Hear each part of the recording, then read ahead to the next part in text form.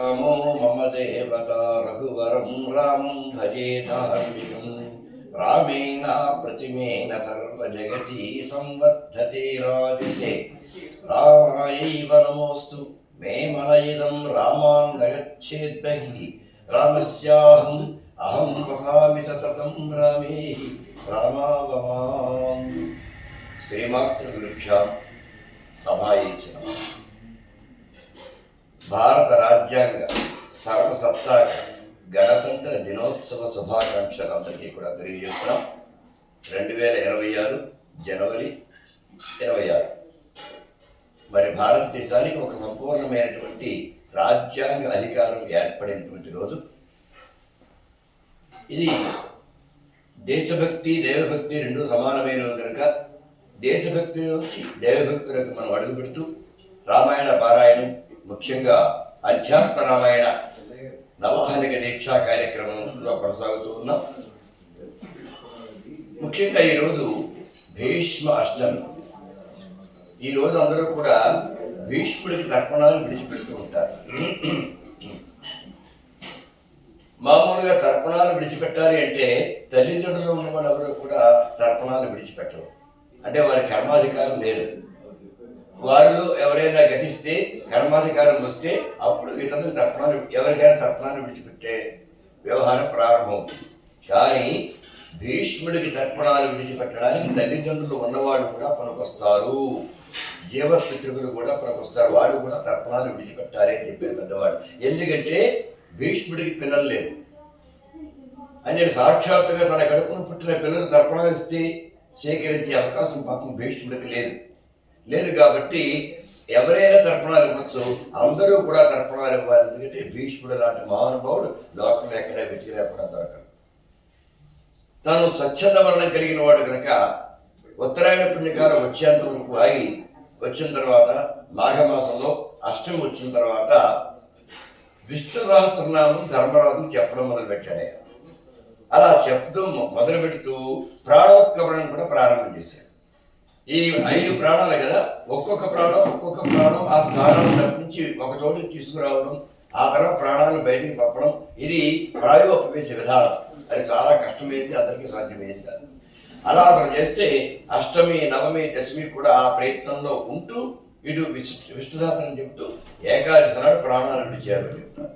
కనుక ప్రాణోత్క్రమణం అనేటువంటిది అష్టమి నాడే ప్రారంభమైంది కనుక ఈ రోజున భీష్ముడికి తర్పణాలు విడిచిపెట్టడం, అలాగే తరువాత వచ్చేటువంటి ఏకాదశిని భీష్మేకాదశి అనే పేరుతో ఆ రోజున విష్ణు సహస్రనామ పారాయణం చేయడం, దగ్గరలో ఉన్న వైష్ణవాలయాలకు వెళ్ళి సందర్శన చేయడం, ఇదంతా కూడా మనకి అనుచారంగా ఆచారంగా వస్తుంది.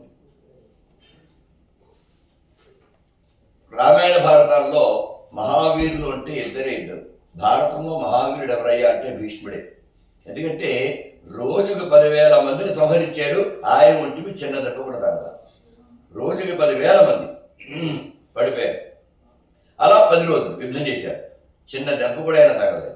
ఆ తర్వాత ఇంకా తనకు తానే ఈ యుద్ధం విరమించాలి అనుకున్నప్పుడు అస్త్ర సన్యాసం చేసినప్పుడు మాత్రమే ఆయన శరీరానికి బాణాలు గుచ్చుకున్నాయి. అస్త్రం చేతిలో ఉన్నంత వరకు భీష్ముడిని ఎవరు కూడా ఏమీ చేయలేకపోయారు. అలాగే రామాయణంలోకి వస్తే హనుమంతుడు కూడా అట్లాంటి వాడే. ఇంక అసలు హనుమంతుడి చేతిలో గద గట్ల ఏముండదు. ఊరికే మనం బొమ్మల్లో చూస్తూ ఉంటాం, సినిమాల్లో చూస్తూ ఉంటాం తప్ప అసలు రాముడికి, మన హనుమంతుడికి కానీ మిగిలిన వానర వీరులకు కానీ వారికి ఆయుధాలు అక్కర్లేదు. శిలాభిస్తు ప్రహరత పాదపైష్ట సహస్ర, అంటే రాళ్లతో కొట్టేస్తారు వారు, లేదా చెట్టతో కొట్టేస్తారు. చెట్లే ఆయుధాలు, రాళ్ళే ఆయుధాలు ఉంటాయి. వారికి ప్రత్యేక గద, కత్తి, బాణము ఇలాంటి ఆయుధాలు ఏవి కూడా ఉండవు. అలాంటి ఆయుధాలతో స్వచ్ఛందమైన మామూలు ప్రకృతి సంబంధమైనటువంటి ఆయుధాలతోటి కొన్ని వేల మందిని చాలా సునాయాసంగా సంహరించేశాడు మన ఆంజనేయుడు. ఎలా వచ్చింది ఆ శక్తి వీళ్ళిద్దరికీ కూడా అంటే ఇద్దరూ కూడా బ్రహ్మచారులే. ఆ భీష్ముడికి అంత శక్తి ఏంటి, హనుమంతుడికి అంత శక్తి ఏమిటి అంటే ఆ ఇద్దరు బ్రహ్మచారి. అంటే బ్రహ్మచారికి, బ్రహ్మచర్యానికి ఎంత బలం ఉంది అనేది మనకి దీని కూడా తెలుస్తుంది. మనోజవం మారుతతుల్య వేగం జితేంద్రియం బుద్ధిమతాం వరిష్టం వాతాత్మజం వానర యూధ ముఖ్యం శ్రీరామదూతం శిరసా నమామి. మనోజవం మనస్సు అంత వేగంగా పరిగెడతాడు, ఎగురుతాడు. వెంటనే అంటారు మారుత తుల్య వేగం, వాయువంత వేగంగా పెడతారు. ఏమిటండి, మనస్సు చాలా వేగం, మనస్సు కంటే తక్కువ వేగం వాయువుకు ఉంటుంది. మరి తక్కువ వేగం ఉన్నదాన్ని తర్వాత చెప్పి ఎక్కువ వేగం ఉన్నదాన్ని చెప్పేసిన తర్వాత అంతకంటే తక్కువ వేగం ఉన్నదని చెప్పడం ఏమిటి? ఒకటి చెప్పవలసి వస్తే ఎలా చెప్పాలి? వాయు వేగము, అంతేకాదు మనోవేగము, అలా పెంచాలి. కానీ ముందు ఎక్కువ చెప్పిన తర్వాత తక్కువ చెప్పారు. ఈ శ్లోకంలో అయితే కొంచెం విచిత్రంగా ఉంటుంది. ఎందుకు ఎలా చెప్పారంటే, హనుమంతుడికి సహజంగా మనోవేగం అంటే లోకంలో ఎవ్వరూ అందుకోలేనంత మనసుకు ఉన్న వేగం అంత వేగం ఉంది. తాను ఒక్కడూ ప్రయాణం చేస్తే, లేదు ఏదైనా పెద్ద పర్వతం నాడు మొయ్యాలి, లేదా కొంతమంది వ్యక్తుల భుజాలను పెట్టి మోసుకు రావాలి, అలాంటప్పుడు వేగం కొంచెం తగ్గుతుంది. అలాగే అది కూడా తక్కువ వేగమే కాదు, వాయువంత వేగము. కనుక విడిగా మనోవేగము, ఏదైనా బరువులు మోస్తున్నప్పుడు వాయు వేగము. మనోజవం మారుత తుల్య వేగం. ఎందుకు వచ్చిందయ్యా అతనికి అంత శక్తి అంటే, జితేంద్రియం. ఎవరైతే ఇంద్రియాలను జయిస్తారో, మానవుని యొక్క శక్తులు, మానవునికే కాదు ఏ ప్రాణికైనా సరే శక్తి ఎక్కడ క్షీణిస్తుంది అంటే ఇంద్రియముల ద్వారానే క్షీణిస్తుంది. చూడరాని విషయాన్ని అదే పనిగా చూడాలని కన్ను కోరుకుంటే కళ్ళబడి శక్తి పోతుందండి. వినరాని విషయాలను వినాలని చెవి కోరుకుంటే చెవులబడి శక్తి పోతుంది. తినరాని విషయాన్ని తినరాని పదార్థాలు తినాలని కానీ, అనరాని మాటలు అనడానికి కానీ ఆసక్తి ఎక్కువగా ఉన్నట్లయితే శక్తులన్నీ కూడా నోటి ద్వారా పోతూ ఉంటాయి. అలాగే తాకకూడని విషయాన్ని తాకాలనుకున్నప్పుడు చర్మం ద్వారా శక్తి పోతూ ఉంటుంది. ఆఘ్రానించకూడనటువంటి గంధములను ఆఘ్రానించాలని కోరిక వస్తే ముక్కు ద్వారా శక్తి పోతూ ఉంటుంది. ఇలాగా మన శక్తులన్నీ కూడా కేవలం ఇంద్రియముల ద్వారానే క్షీణం చేసుకుంటూ ఉంటాం. ఎవరైతే ఆ ఇంద్రియాలను జయిస్తాడో, ఇంద్రియాలు జయించడము అంటే కన్ను చూడదు, చెవి వినదు, నోరు తినదు అని అర్థం కాదు. వాటి పనులు చేసుకుంటూ ఉంటాయి. కానీ దేనికి కూడా చాపల్యం ఉండదు, ఇంద్రియ చాపల్యం ఉండదు. కన్ను చూడడానికి చూడవలసినవే చూస్తారు, వినవలసినవే వింటారు, అనవలసినవే అంటారు, తినవలసినవే తింటారు, వాసన చూడాల్సినవే పేల్చవలసినవే పిలుస్తారు, తాకవలసినవే తాకుతారు. అలా చేస్తే వారు జితేంద్రియులు.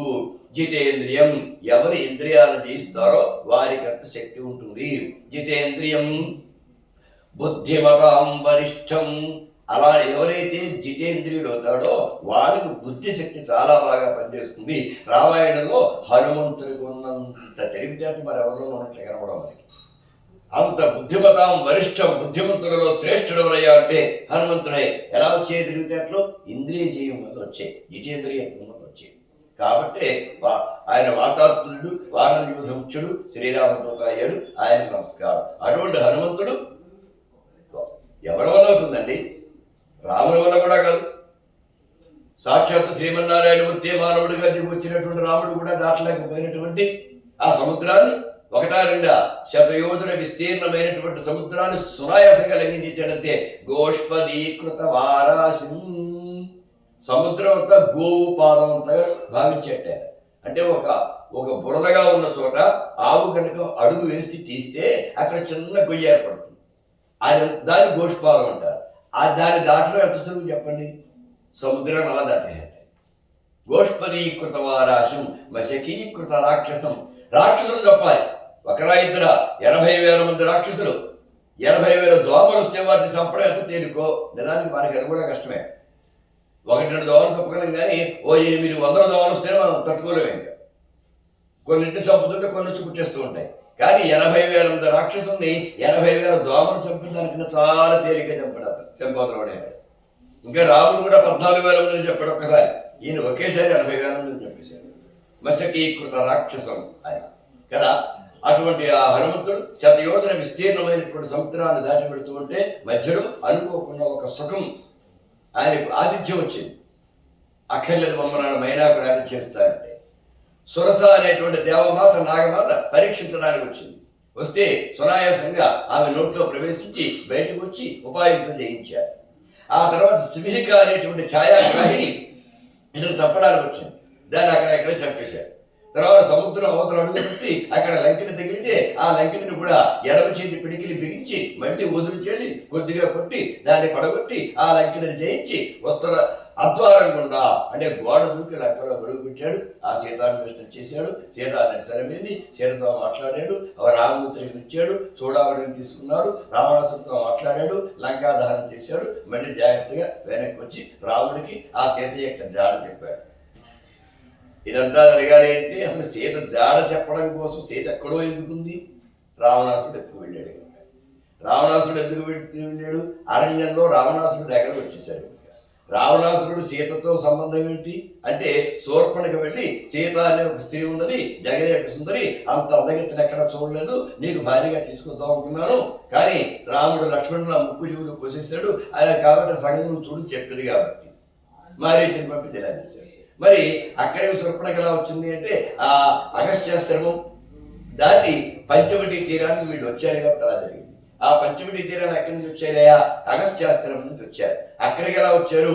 ఆ అగస్త్య భ్రాత అగ్నిజిత్తుడు అంటారు అసలు పేరు అంటే ఎవరికి కూడా తెలియదు. అగస్త్య భ్రాత అంటే అగస్త్య భ్రాతే. అగస్త్యుడు తమ్ముడు అనే లోకానికి అలవాటైపోయింది. కానీ అసలు పేరు అగ్నిజిహ్వుడు. అక్కడి నుంచి వచ్చాడు. ఎక్కడి నుంచి ఎక్కడ వచ్చాడయ్యా? సుతీక్షుడు అనేటువంటి మహర్షి దగ్గర నుంచి అక్కడికి వచ్చాడు.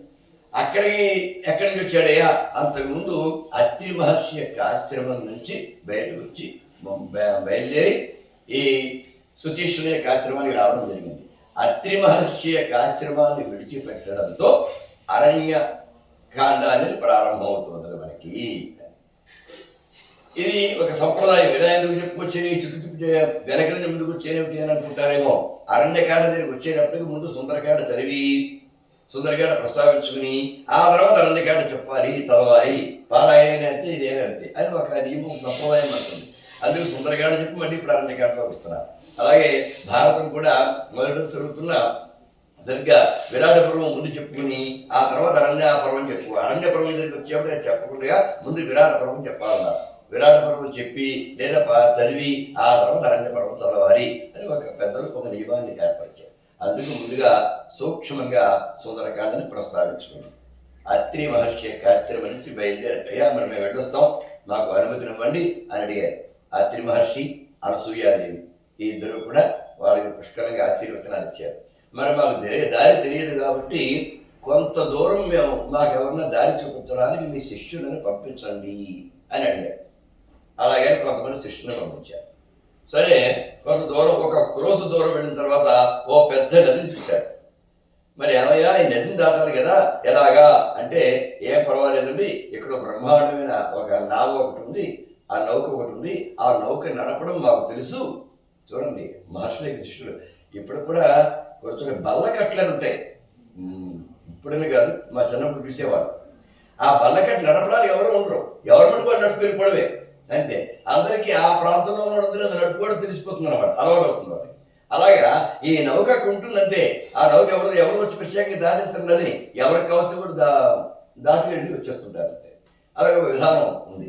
నౌక ఉంది, బాగా మేము దాటించగలం, అవతలికి దాటిస్తామని చెప్పేసి వాళ్ళు ఆ నౌకను దాటించారు. దాటిస్తే సరే నాయన కొంత దూరం అత్రి మహర్షి కూడా వచ్చాడు రాముడిని చేపట్టడానికి, అంటే సాగనంపడానికి. ఇక మర్యాద అన్నమాట. మన ఇంటికి ఎవరైనా చుట్టం వస్తే వెళ్ళొస్తారంటే వేడి బొమ్మలు పంపడం కాకుండా బస్ స్టాండ్ దగ్గరికి కానీ, రైల్వే స్టేషన్ దగ్గరికి కానీ, ఎయిర్పోర్ట్కి కానీ, లేదా నది అయితే నది దగ్గరికి కానీ, నది దాటవలసిన నది దగ్గరికి సాగనంపడం అనేది ఒక మర్యాద. వాళ్ళు వెళ్ళలేరులే కదా కింద. అలాగా ఇతరుడు కొంత దూరం పంటే లేదా కనీసం పొలిమేర అవతల దాకా సాగనంపడానికి ఒక ఆచారం. సరే సాగనంపాడు అత్రి మహర్షి. అయ్యా స్వామి, ఇంత దూరం చాలా దూరం వచ్చారు, ఇంకా మీరు వెనక్కి బయలుదేరండి, మీ ఆశ్రమానికి చాలా దూరం పెరుగుతుందంటే అప్పుడు అత్రి మహర్షి వెనక్కి వెళ్ళిపోయాడు. ఈ శిష్యులు మాత్రం కూడా వచ్చారు. నది అడ్డం వచ్చింది, వాళ్ళు దాటిస్తా అన్నారు, దాటించారు. దాటించేసి వాళ్ళు వెనక్కి వచ్చేసారు. ఇంకా చూడండి, ఆ నది దాటి అవతలికి వెళ్ళేటప్పటికి అసలు శిష్యులు అరణ్యం అక్కడ ప్రారంభమైంది. ఇప్పుడు వాడు దండకారణ్యంలో వచ్చినట్టు దరిదాపు వచ్చేసారు. అక్కడ తౌ ఏచ్య విపినంఘోరం జిల్లీ శంకారనాదితం నానామృగగణాకీర్ణం సింహవ్యాఘ్రాది భీషణం. కీచురాళ్ల ధ్వనులు వినపడ్డాయి అక్కడ. అలాగే అనేక వన్యమృగాలు బాగా కనిపించాయి. నానాములుగా ఆకీర్ణం, సింహాలు కనిపించాయి, సింహాలు కరుపులు వినిపించాయి, పెద్ద పురుడు కరుపులు వినిపించాయి. ఇంకా అడవిలో ఎలాంటి భయాలైతే ఉంటాయని ఊహిస్తామో అలాంటి భయాలని అక్కడ ప్రారంభమయ్యాయి. అంతవరకు ఎటువంటి భయాలు ప్రారంభం కాలేదు. సరే, చాలా ధ్వనులన్నీ కూడా వచ్చేస్తూ ఉన్నాయి. అమ్మో ఇదంతా కూడా ఏమిటబ్బా చూశారు. అక్కడ ఇంకా అలా భయపడుతూ జాగ్రత్తగా ఉండు. రాముడు చెప్పాడు లక్ష్మణుడితో, ధనుస్సు సిద్ధం చేసుకుని ఉంటే చేతితో పట్టుకో, ఏదో అలా పక్కన పెట్టేయడం కాదు. ఏదో మామూలు పనిముట్టు పట్టుకుంటే పట్టుకెళ్తారు, అలాగా సిద్ధంగా ధనుసును పట్టుకో. ఓ బాణం కూడా చేతితో పట్టుకో. రాక్షసులు బాగా సంచరిస్తారు, లేదా భయంకరమైన మృగాలు కనబడతాయి. ఏ క్షణంలో రాక్షసుడు కానీ మృగాలు కానీ కనబడ్డా వెంటనే బాణం విడిచిపెట్టేలా సిద్ధంగా ఉండు అని లక్ష్మణుడితో చెప్పాడు. అలాగే మేఘ లక్ష్మణుడు బాణం తీసుకుని సిద్ధంగా ఉన్నాడు. అక్కడ కొంత దూరం వెళ్ళేప్పటికీ ఒక ఊషూతే సలిలాఖ్యాసే క్షణం ఛాయా ఉపాసిత ఒక చల్లని నీళ్లు కలిగిన జలాశయుడు కనిపించింది. అక్కడ కొంతసేపు ఉన్నారు. అక్కడ ఉండేటప్పటికీ తతః దదృశు ఆయాంతం మహాసత్వం భయానకం, ఒక పెద్ద రాక్షస స్వరూపం కనిపించింది. పెద్ద భయంకరమైనటువంటి ఒక రూపం వచ్చేస్తుంది అక్కడికి. ఎలా ఉందటది? భయంకరమైనటువంటి కోరలు ఉన్నాయి, భయంకరమైన ముఖం, పెద్ద పెద్ద అరుపులతో భయపెడుతున్నాడు వాడు. తర్వాత ఎడమ భుజం మీద ఒక శూలం పెట్టుకున్నాడు. ఆ శూలానికి కొంతమంది మానవుల యొక్క శరీరాలు గొచ్చబడి ఆ శమములు ఉన్నాయి అక్కడ. అంటే ఎక్కడైనా ఎవరు దొరికితే వాడు ఎనుపోతుని తినేస్తాడు, అడవి పందుని తినేస్తాడు, ఏనుగుని తింటాడు, ఏ మృగం కనిపిస్తే తింటాడు. ఇంకా కడుపు నిండిపోతే, కడుపు నిండిన తర్వాత కూడా ఆహారం దొరికితే దాని మాత్రం ఎందుకు వదలాలని చంపేసి శూలాన్ని గుచ్చేసి భుజానికి తీసుకొస్తుంటాడు. అలా వస్తున్నవాడిగా కనిపించాడు. ఎక్కడ దొరికాడో వాడికి మనుషులు తెలియదు. ఆ మానవుని చంపేసి శూలాన్ని గుచ్చేసి భుజం మీద ఎక్కించుకుని వస్తూ ఉన్న రాక్షసుని చూశాడు. చూసేప్పటికి సతదృష్ట్వారా మరమానాసం లక్షణం జానకీం తదా అట్టహాసం తపకృత్వ భీషయం యదమబ్రవీత్. భయంకరంగా వీళ్ళని చూశాడు, భయంకరంగా మాట్లాడుతున్నాడు వాడితో భీషణంగా. కౌయువాం, ఎవరు మీరు? బాణతూనీల చటావల్కలధారిణో, ఏంటి మీ చేతిలో బాణాలు ఉన్నాయేమిటి? ఆ అమ్ముల పొదులు ఉన్నాయేమిటి? జడలేంటి? అలా జటాధారులే ఉన్నారేమిటి? వలకలాలు నారబట్టలు ధరించేదేమిటి? మరి నారబట్టలు ధరించిన వాళ్ళకి బాణతూనీరాలు ఎందుకు? బాణతూనీరాలు ఉండేవాడికి వలకలాలు జట్టలేదు. ఓదాని కొంతలో కుదరడం లేదు. మునివేషధలో, చూస్తే మీరు మునివేషంతో ఉన్నారు. బాలో, మరీ చిన్న వయస్సు వాళ్ళ ఉన్నారు. స్త్రీ సహాయం, ఓ ఆడదాని సహాయంగా తెచ్చుకున్నారు మీరు. అంటే ఆడదానితో పాటు కలిసి వచ్చారు మీ ఇద్దరు కూడా. ఎవరు మీరు ఇద్దరు చెప్పండి? సుందరం, చూడడానికి చాలా అందంగా కనిపిస్తున్నారు. వక్త ప్రవిష్ట కమలోపమౌ, నా నోట్లోకి విడిపోయేట్టు ముద్దల్లా ఉన్నారు. అంటే మీరు ఒక్కొక్కరు ఒక ముద్ద నాకండి.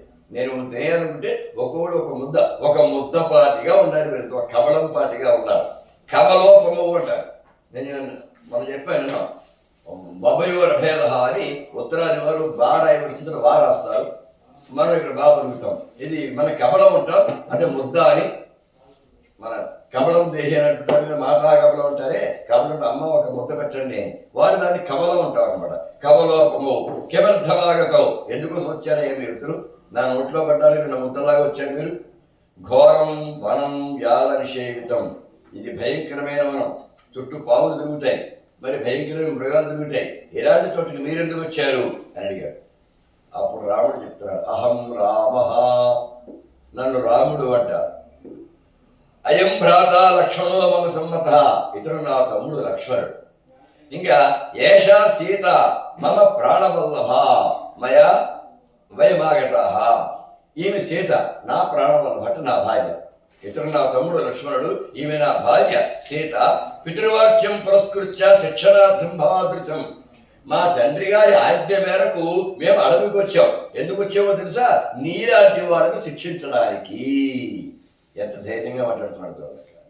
నీళ్ళ ఏదో మా పని మేము వెళ్ళిపోతున్నాం చెప్పట్లా, మా తండ్రి గారి ఆజ్ఞ మేరకు మేము వచ్చాం. అడవికి వెళ్ళమన్నాడు. ఎందుకంటే అడవిలో దుష్ట రాక్షసులు ఉంటారు, వాడిని చంపి రమ్మని మా తండ్రి గారిని నన్ను ఇక్కడ పంపారు. అందుకే నీలాంటి వాడు చంపడానికి ఇక్కడికి వచ్చామని చాలా ధైర్యంగా చెప్పాడు. అప్పుడు వెంటనే అతను అంటాడు, ఏమిటి అలాగా? ఏది జీవితం ఇచ్చా అస్తి, అసలు మీకు బతుకుండాలన్న కోరిక ఉంటే మీరేం చేస్తారో తెలుసా? త్యక్త్వా సీతాం నిరాయుధం పలాయతం నచే పలాయతం, వెంటనే మీరు వెళ్ళిపోండి ఇక్కడి నుంచి బతకాలని కోరుకుంటే. మిమ్మల్ని వదిలేస్తున్నాను ప్రాణాలతో. కానీ ఒకటి నియమం, సీతను వదిలేసి వెళ్ళిపోండి. చూడండి ఇక్కడ సీతాదే ఆ సీతను వదిలేసి ఇక్కడ మీరిద్దరు వెళ్ళిపోండి, బతకాలని కోరిక ఉంటే పలాయతం అంటే మీరిద్దరు వెళ్ళిపోవదురుగాక. సరే నచేత్ అలా కాకపోతే శీఘ్రం భక్షయామి యువాం అహం, లేకపోతే మీ ఇద్దరిని నేను చంపేస్తాను. మీరు వెళ్ళిపోతే ఆ సీత ఇక్కడ నా దగ్గర ఉంటుంది, లేదంటే మొత్తం ముందు మీ ఇద్దరిని చంపేస్తాను అన్నాడు. అలా అంటూ సీతకేసి పరిగెట్టుకుంటూ వచ్చేస్తున్నాడు. అన్న తర్వాత ఇప్పుడు సమయం కూడా ఏం లేదు, వెళ్ళిపోతాను వెళ్ళిపోండి, లేకపోతే సీత మాత్రం నేను తీసుకుంటున్నా అని చెప్పి గబగబా సీత దగ్గరికి పరిగెట్టుకుంటూ వస్తే వెంటనే రాముడు ఏం చేసేట, రామ చిచ్చేర తద్బాహు శరేనా, రెండు చేతులు నరికేయండి. రెండు చేతులతో సీతను పట్టుకుందాం అనుకునేప్పుడు ఆ రెండు చేతులు నరికేయండి, మళ్ళీ రెండో ఆలోచన లేకుండా. చిచ్చేద తద్బాహు, రెండు బాహువులు కూడా నరికేశాడు. అక్కడతో గాయపోయి పరిగెట్టుకుని పడిపోయి కూలిపోవాలి కదా, అలా కూలిపోకుండా రెండు చేతులు పోయినా సరే మళ్ళీ రామభద్రస్య తన క్రోధపరీతాత్మ వ్యాధాయ వికటంబకం, మళ్ళీ ఇంకా పరిగెట్టుకుంటూ వచ్చేస్తున్నాడు.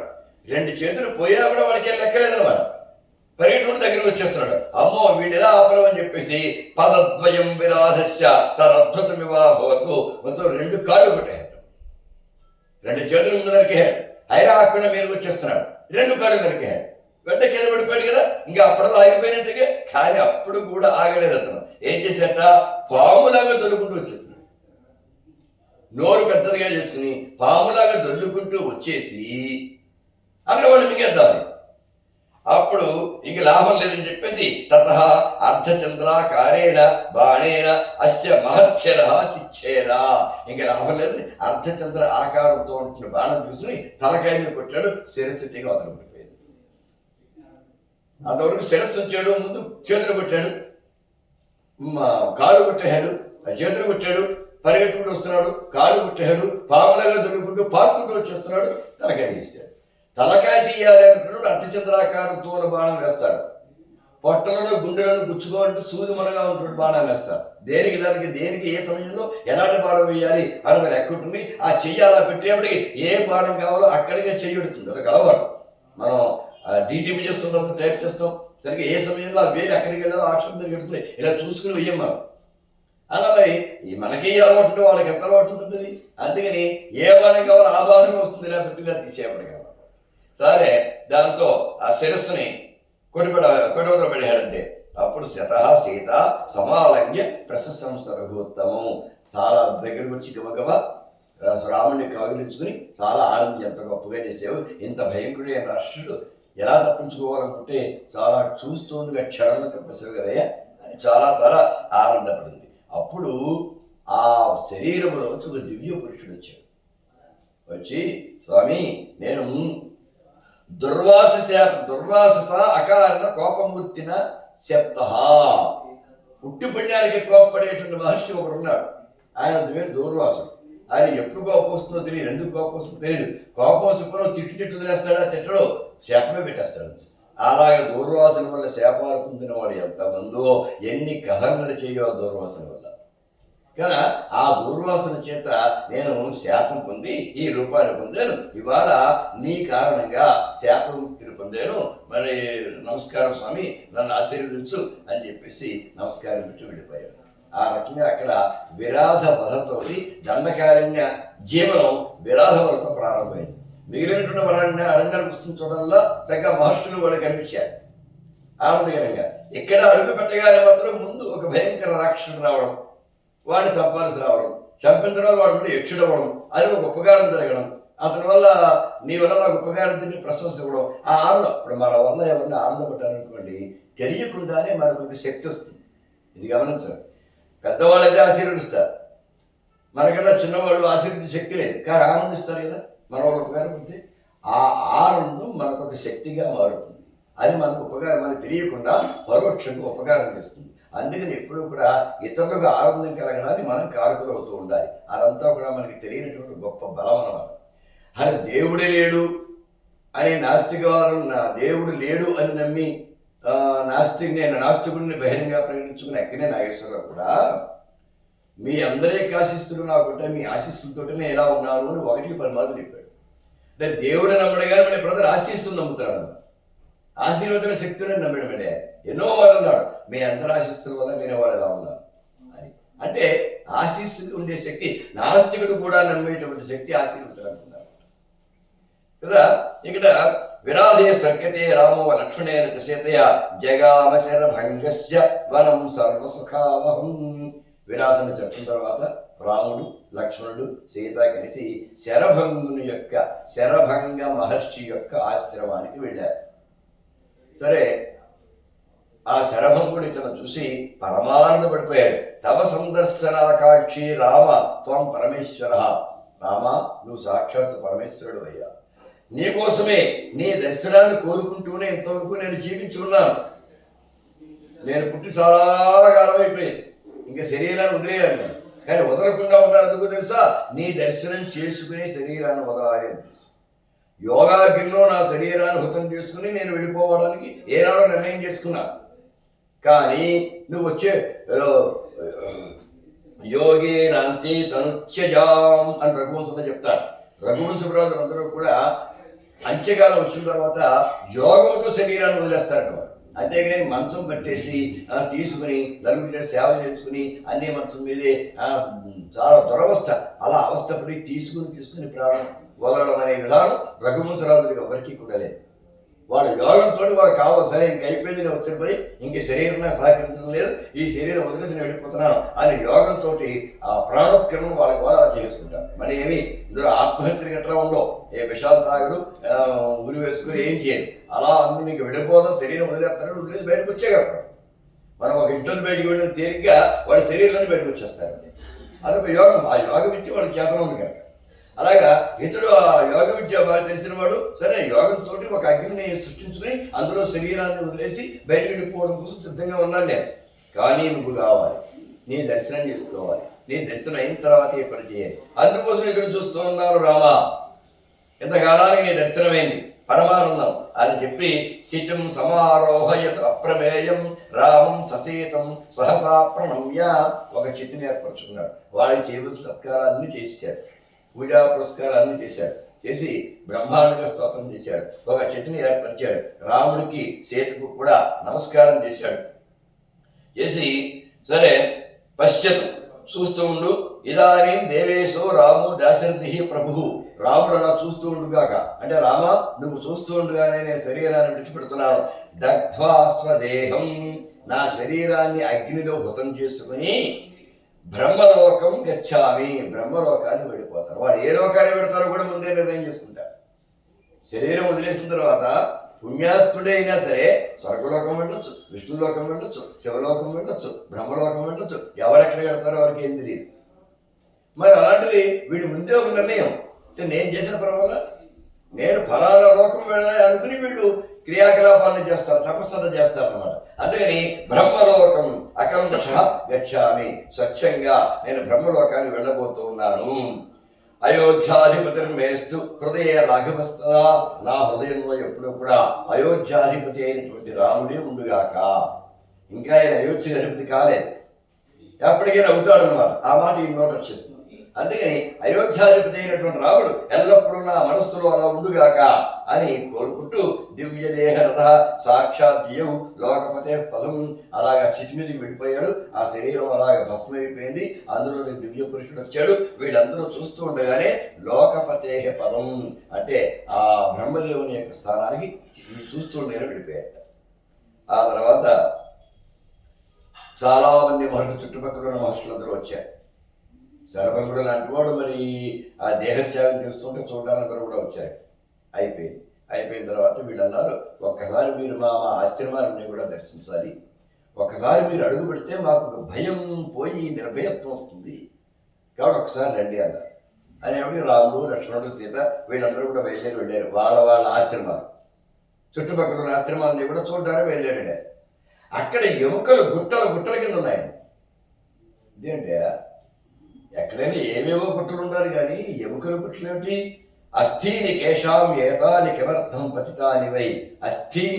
అస్థులోటి ఎముకలు, అందుకే అస్థిని మధ్యలో ఉంటారు కదా, సాకి ఉత్తుత్త అనమాట. అస్థిని బతుకుంటే ఎముకలను నిమజ్జనం చేయడం అనమాట. కనుక అస్థిగతం అయిపోయింది అంటారు, అంటే ఎముకలను పట్టేసింది అని అర్థం. అస్థి పంజరం అంటారు, ఎముకల గూడు అని అర్థం. మామూలు కావుతున్న అస్థి అంటే ఉన్నది, అతని పుస్తకం అస్థి, ఇక్కడ పుస్తకం ఉన్నది, తత్ర జలం అస్థి, అక్కడ నీరు ఉన్నది, అలా చెప్తాం. అస్థి అంటే ఉన్నది, అస్థి అంటే మాత్రం ఎముక. అస్థి అయినప్పుడు నామవాచకం ఎముక, అస్థి అయినప్పుడు క్రియావాచకం ఉన్నది అని అర్థం. అంత మారిపోతుంది. ఆ ఒత్తు ఉన్నదానికి లేని దానికి అంత అర్థం మారిపోతుంది అప్పుడు. ఇది ఏ భాష అంతే, స్పెల్లింగ్ కదా రాకపోతే స్పెల్లింగ్ మారిందంటే మొత్తం అర్థం మారిపోతుంది. చాలా చాలా చూడారు. ఇప్పుడు సకలము అంటే అర్థం వేరు, శకలము అంటే అర్థం వేరు. సకలము అంటే అంతా, సారి శాగా పనికొంటుంది మొక్కని అర్థం. ఇక్కడ కాష్ట సకలం కర్ర మొక్క, అలాగే సకలం. అలాగే ఇది రాక్షసాహ సాక్షరాహ, అటువంటి తిరిగేసాం అనుకోండి. సాక్షరాహ అంటే అక్షరాలతో కూడిన వారు, అంటే విద్యావంతులు. తిరిగేసాం అనుకోండి రాక్షసాహ, రాక్షసులు, అర్థం మారిపోతుంది. ఇలాగా ఈ వీటి భాషలో ప్రతి అక్షరాన్ని కూడా చాలా చాలా జాగ్రత్తగా పలుకుతూ ఉండాలి. ఇక్కడ అస్థిభూతాన్ని ఏమిటంటే ఎముకలన్నీ ఇలా గుట్టలుగా ఉన్నాయి. ఏమిటని అడిగితే అప్పుడు వాడు చెప్పారు, ఏం చెప్పమంటారండి, ఋషీణ మస్తకాని, ఇవన్నీ ఋషుడు తలకాయలండి అన్నారు. అయ్యో, మహర్షులు తలకాయలా ఏమిటి అలా తిరిగింది అంటే, మహర్షులు తపస్సు చేసుకుంటూ వారు మర్చిపోయి సమాధ్యవస్థలో ఉన్నప్పుడు రాక్షసులు వచ్చి చంపేస్తున్నారండి. మెరుగుగా ఉంటే వాడు దరిదాపుగా రాలేదు, కళ్ళు అలా విప్పు చూసారంటే భస్మైపోతాడు అవుతాడు, లేదా శాపం పెట్టేస్తాడు. కానీ వాళ్ళు మర్చిపోయి సమాధ్యవస్థలో ఉన్నప్పుడు ఒక దెబ్బేసేయడం ప్రాణంతో, అప్పుడు తినేయడం, ఆ తలకాయ పక్కన పెడతారు, మెట్ట శరీరం తినేస్తారు. అందుకని ఆ తలకాయలన్నీ ఉండిపోయాయి ఇక్కడ. ఆ పుర్రెలు లేదా ఎముకలన్నీ అక్కడ పెడతారు కదా, ఆ ఎముకలు ఇవన్నీ గుట్టలుగా ఉండిపోయాయి. మనకి కిష్కింధాఖండలో కూడా వస్తుంది, వారి ఆశ్రమం ఉందే, ఆశ్రమం అంటే వారి నివాస స్థానం ఉందే, అక్కడ దూరంగా ఎముకలు గుట్టలు కనిపించాయి. ఓ పర్వతాకారం ఎముకలు ఉన్నాయి.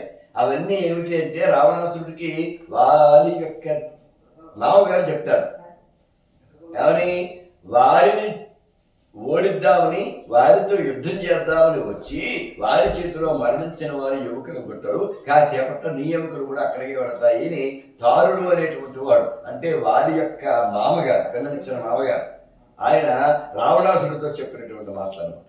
అలాగా ఎముకలు గుట్టలు ఇక్కడ ఇవన్నీ కూడా ఉన్నాయి. సరే, ఇలా వీళ్ళు చంపేస్తున్నారు. ప్రవక్తానాం సమాధిత, వాళ్ళు వడలు మరిచి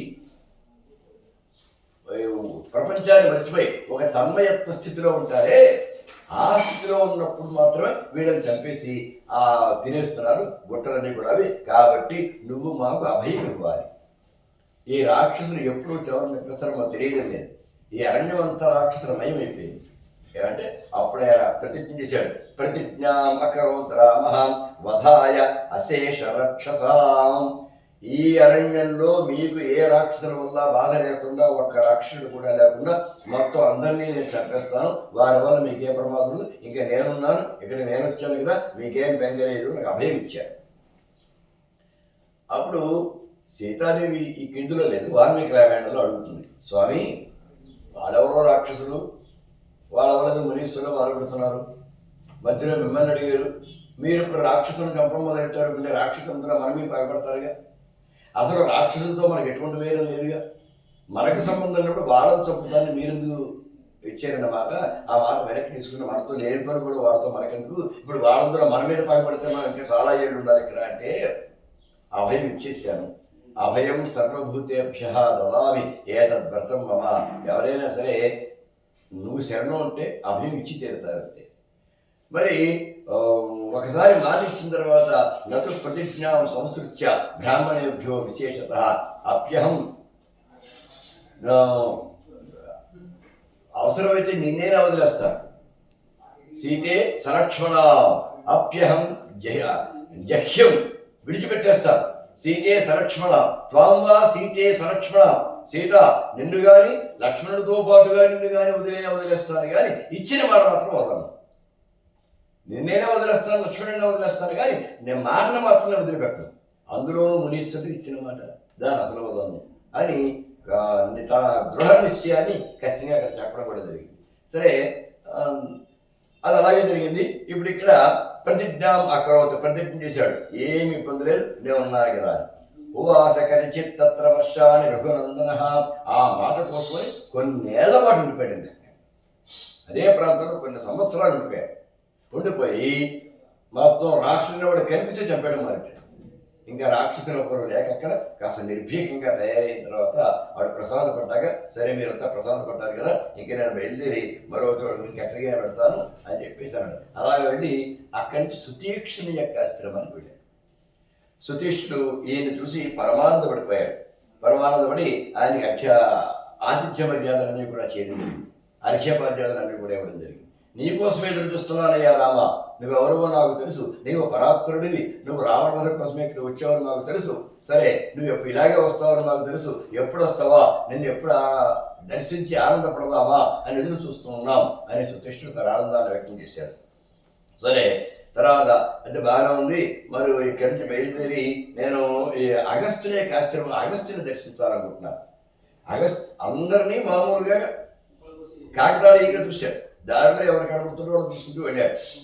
ఒక దారి కూడా మనం పెడుతున్నప్పుడు ఆ దారిలో ఏ దేవాలయాలు తగులుతుంటే దేవాలయాలు చూసుకుంటూ వెళుతుంటాం చూడండి, అలాగే. కానీ కొన్ని దేవాలయాలు పనిగట్టుకుని వెళుతుంటాం. ఇతను ఏం చేస్తున్నాయి, వీళ్ళందరినీ చూసుకుంటూ వస్తున్నాడు. అగస్త్యుని చూడాలని కోరుకుంటున్నాడు. నేను అగస్త్యుడు చూడాలనుకుంటున్నానయ్యా, నన్ను కాస్త అక్కడ తీసుకువెడతావా అని అడిగాడు. అగస్త్యుడు అంటే రాముడు కూడా అంత భక్తి. మహర్షులలో చాలా గొప్ప మహర్షులలో అగస్త్యుడు ఒకడు. ఆయన చేసిన ఘనకార్యాలు సామాన్యములైన వ్యక్తి మాత్రం కాదు. కథలకి ఎన్ని కథలు అగస్త్యుడు ఎంత ఉంటాడని. పొట్టివాడు అగస్త్యుడు, 3 అడుగులు కూడా ఉంటాడు. అన్నాడు మొత్తం ఏదో విషయంలో కోపడి సముద్రం మొత్తం తాగేసాడు. సముద్రం తాగేస్తే అలాగే జీవజాలం బతకడానికి అవకాశం లేదు, మళ్ళీ విడిచిపెట్టాడు. అలాగే మేరు పర్వతం పైగా ఎరిగిపోతుంది, వింధ్యా పర్వతం పైగా ఎరిగిపోతుంది. ఇంకా సూర్యుని కాంతి దక్షిణ వైపు పట్టు మానేసింది. ఇప్పుడు ఎలాగా అని చెప్పేసి అనుకుని అప్పుడు దాని ఇతర కోసం ఆ కాలినడకని బయలుదేరాడు. అయ్యి బాబాయ్, అగస్త్యుడు ఇలా వస్తున్నాడని చెప్పి ఆ అంత వింధ్య పర్వతం కూడా తలకే వచ్చి నమస్కరించింది. ఇలా ఉన్న పర్వతం ఇలా కిందకి వారింది. నేను ఇలాగా దక్షిణానికి పెడుతున్నాను, ద్రాక్షారామం వెళ్ళి అక్కడ శివుని సేవించాలనుకుంటున్నాను. సేవించి నేను మళ్ళీ తిరిగి వచ్చేటప్పుడు మళ్ళీ ఇంత కొండ పైకి ఎక్కి నేను కిందకి దిగలేను, నేను వచ్చేవరకు ఎలాగుంటాను. సరే అలాగే స్వామి వెళ్ళిపోయాడు. ఇంకా రావడం మనసు అక్కడ వెళ్ళిపోయాడు. అలాగా వింధ్య పర్వతం యొక్క గర్వాన్ని కూడా అణిచేసిన వాడు అగస్త్యుడు అంటే. అలాగే ఒకసారి నహుషుడు అనేవాడు ఇంద్రుడు వృత్రాసురుడిని చంపడం చేత ఇంద్రుడికి బ్రహ్మహత్యాదోషం వచ్చింది. బ్రహ్మహత్యాపాతకం ఉన్నవాడు ఇంద్ర పదవిలో సింహాసనం మీద కూర్చునే అధికారం లేదు. వృత్రాసుడు చెడ్డవాడు చెప్పాడు, అది మంచిదే. కానీ అతను బ్రాహ్మణుడు చెప్పాడు కాబట్టి బ్రహ్మహత్యాదోషం వచ్చింది. దేనికంటే దాని దగ్గర మరి ఇప్పుడు దాన్ని పోగొట్టుకోవాలి. అది పోగొట్టుకుంటే కానీ పదవిలో కూర్చోలేదు. అందుకని ఏం చేయాలని పక్కన చెప్తున్నాడు. ఇప్పుడు ఇంద్రుడు లేడు సింహాసనం మీద, అరాజకం అయిపోతుంది. ఎవరో ఒకరు కూర్చోవాలి ముందు. తర్వాత ఆ ఇంద్రుడు ఆ పాపం పోగొట్టుకున్న తర్వాత వస్తాడు. పాపం పోగొట్టుకోవడం కోసం ఏ తపస్సు చేయాలో, ఇంకోటి చేయాలో, యజ్ఞాలు చేయాలి, యాగాలు చేయాలి, ఏం చేయబట్టి చేసి తర్వాత వస్తాడు. వచ్చేంత వరకు అరాజకం అయిపోతుంది కదా, ఎవరో ఒక ఇంద్రుడిగా ఉండాలి కదా. అప్పుడు 100 అశ్వమేధాలు పూర్తి చేసిన వాడు ఎవరున్నారో చూస్తే నహుషుడని ఎవరున్నారు. ఆయన తీసుకొచ్చి బాబు కొంతకాలం ఇంద్ర పదవులు ఉండవయ్యా అని అక్కడ కూర్చోడు. అనుకోకుండా అసంకల్పితంగా ప్రాప్తించినటువంటి మహా అధికారం కదా అది. అలాంటి అధికారం అనుకోకుండా వచ్చినప్పుడు ఆనందపడాలి, కానీ కొంతమంది అహంకరిస్తారు. అతను ఏమన్నాడు తెలుసా అండి, మరి ఇంద్రుడిని నేనైనప్పుడు శచీదేవి కూడా నాదే అవుతుంది కదా అన్నాడు. ఎంత దుర్మార్గుడు. ఇంద్రుడు నేనైతే మరి శచీదేవి కూడా నాదే అవుతుంది కదా అన్నాడు. ఇంకా అతని మాట పదవిలోకి వచ్చేసాడు. అతని మాట ఎవరెదురు చెప్పగలరు? రమణవాడు శచీదేవికి రమణవాడు అన్నాడు. ఆయనకి ఆ మాట చెప్పారు. అంటే ఆనంది, నేను మామూలుగా ఎలా వస్తాను, ఇంద్రుని యొక్క భార్యని కదా, కాబట్టి బ్రహ్మరథం మీద నువ్వు వచ్చి నన్ను తీసుకువెళ్ళు అని. బ్రహ్మరథము అంటే తపస్సులు వేదాంగ పారకులు అయినటువంటి బ్రాహ్మణులు పల్లకీని మొయ్యాలి. ఇంకెవరో పల్లకీని మొయ్యకూడదు. బ్రాహ్మణులే పల్లకీని మొయ్యాలి. వారు కూడా మామూలు బ్రాహ్మణులు కాదు, వేదాంగ పారకులు, అనుష్ఠాన తత్పరులు, త్రికాలాగ్నిహోత్రులు, తపస్సులు అయినటువంటి తపస్వాధ్యాయ నిరతులైనటువంటి బ్రాహ్మణులు పల్లకి మోసి ఊరేగిస్తే దాన్ని బ్రహ్మరథం పట్టడం అంటారు. అప్పుడు ఆ పల్లకికి బ్రహ్మరథం అని పేరు. బ్రహ్మరథం పట్టి ఊరేగించారని అంటారు కదా, అది దాని అర్థం. సరే, అలా దానికే ఉంది. నా దగ్గర కూడా ఉన్నారు అని మునీశ్వరుని వాడిని ఇంటికి పిలిచాడు. మహర్షుల్ని పట్టణాన్ని శచీదేవి యొక్క మందిరాన్ని తీసుకురండి అని. అందులో అలా మోస్తున్న వాడు అగస్త్యుడు కూడా ఉన్నాడు. ఆ అగస్త్యుడు ముందు భాగం కాడిని మోస్తున్న వాళ్ళు ఇద్దరు మోస్తున్నారు. అందులో వెనకాలకి అగస్త్యుడు ఉన్నాడు. ఆ రథాన్ని తీసుకెళ్తున్నారు, పల్లకిని మోసి తీసుకెళ్తున్నారు. పాపం అగస్త్యుడు పట్టువాడు కదా, అలా సరిగ్గా అందక పైకి కదిలి ఊగుతూ ఇలా కదిలిపోతుంది ఆ పల్లకి. సరిగా నడవడం కుదరట్లేదు. ఇతనేమో ఎప్పుడు శచీదేవి దగ్గరికి వెళదాం, ఎప్పుడెప్పుడు చూస్తావు, ఎప్పుడు తెచ్చేసుకుంటావు ఒక ఆత్రం. దాంతో ఏమైంది, ఏంటి ఆలస్యం చేస్తున్నావు, సర్ప అని తన కుడికాలికి సరిగ్గా ఆ అగస్త్యుడు అడుగుతున్నాడు. కుడికాలితో తాకించి తగిలించి తగ్గుతూ సర్ప అన్నాడు. అంటే నడు అని అర్థం అన్నమాట. వెంటనే అగస్త్యుడు కోపం వచ్చింది. వెనక్కి తిరిగి సర్పో భవా అన్నాడు. సర్పం అయిపో అన్నాడు. వెంటనే కొండ చిరువుగా మారిపోయి అజీగరం నేల మీద పడిపోయి అంత మహేంద్రపదం పోయింది సార్. అహంకారం వల్ల ఎంత కష్టపడితే ఆ పదవి రావడానికి 100 అశ్వమేధాలు చేయాల్సి వస్తుంది. పోగొట్టుకోవడానికి 2 అక్షరాలు సరిపోయింది. అంతే, సర్పాలు ఒక పదం సరిపోయింది. కోరరాని కోరిక శచీదేవుని కోరుకోవడంతో పోయిందండి. అందుకని చాలా జాగ్రత్తగా ఉండాలి. యయాతి మహారాజు కూడా అలాగే 100 అశ్వమేధాలు చేసేసి ఇంద్రుడి దగ్గర వెళ్ళాడు. ఇంద్రుడి దగ్గర వెళ్ళాడు, స్వర్గలోకానికి వెళ్ళాడు. వెళితే ఆ ఇంద్రుడు అన్నాడు, ఆహాహా ఎంత గొప్పవాడు అయ్యా, నీ ఎదురు తపస్సు లోకంలో ఎవరైనా ఉంటారా, ఎంత తపస్సు చేసేవయ్యా, నిజంగా చాలా గొప్పవాడు అన్నాడు. వెంటనే అంటే ఇతడు స్వర్గలోకంలో ఉండడం ఇంద్రుడికి ఇష్టం లేదు, కానీ అర్హత వచ్చేసింది కూడా వచ్చేసాడు. ఉంచాల్సింది ఎలా పంపేయాలి ఇక్కడి నుంచి అనుకున్నాడు. వచ్చి నమస్కారం పొగిడాడు, నీ ఇద్దరు గొప్పవాడు ఎవరన్నా. నిజమేనయ్యా, నా తపస్సాల లోకంలో భూలోకంలో ఎవడూ లేడు. నేనంత ఏం చేసినట్టే యజ్ఞాలు చేసినవాడు కానీ, యాగాలు చేసినవాడు కానీ, అనుష్ఠానాలు చేసినవాడు కానీ, తపస్సు చేసినవాడు కానీ ఎవడూ లేడయ్యా భూలోకంలో, నేను చాలా గొప్పవాడు నేను. అంటే ఇప్పుడు ఏమైంది, ఆత్మస్థుతి చేసుకున్నాడు. ఆత్మస్థుతి చేసుకోగానే తాను చేసిన పుణ్యం అంతా పోయింది. వెంటనే సరుకులంతా కింద పడిపోయాడు. చేసిన పని మొత్తం పోయింది. అందుకని తన గొప్పతనం తాను ఎప్పుడు ఎవరు కూడా చెప్పుకోకూడదు.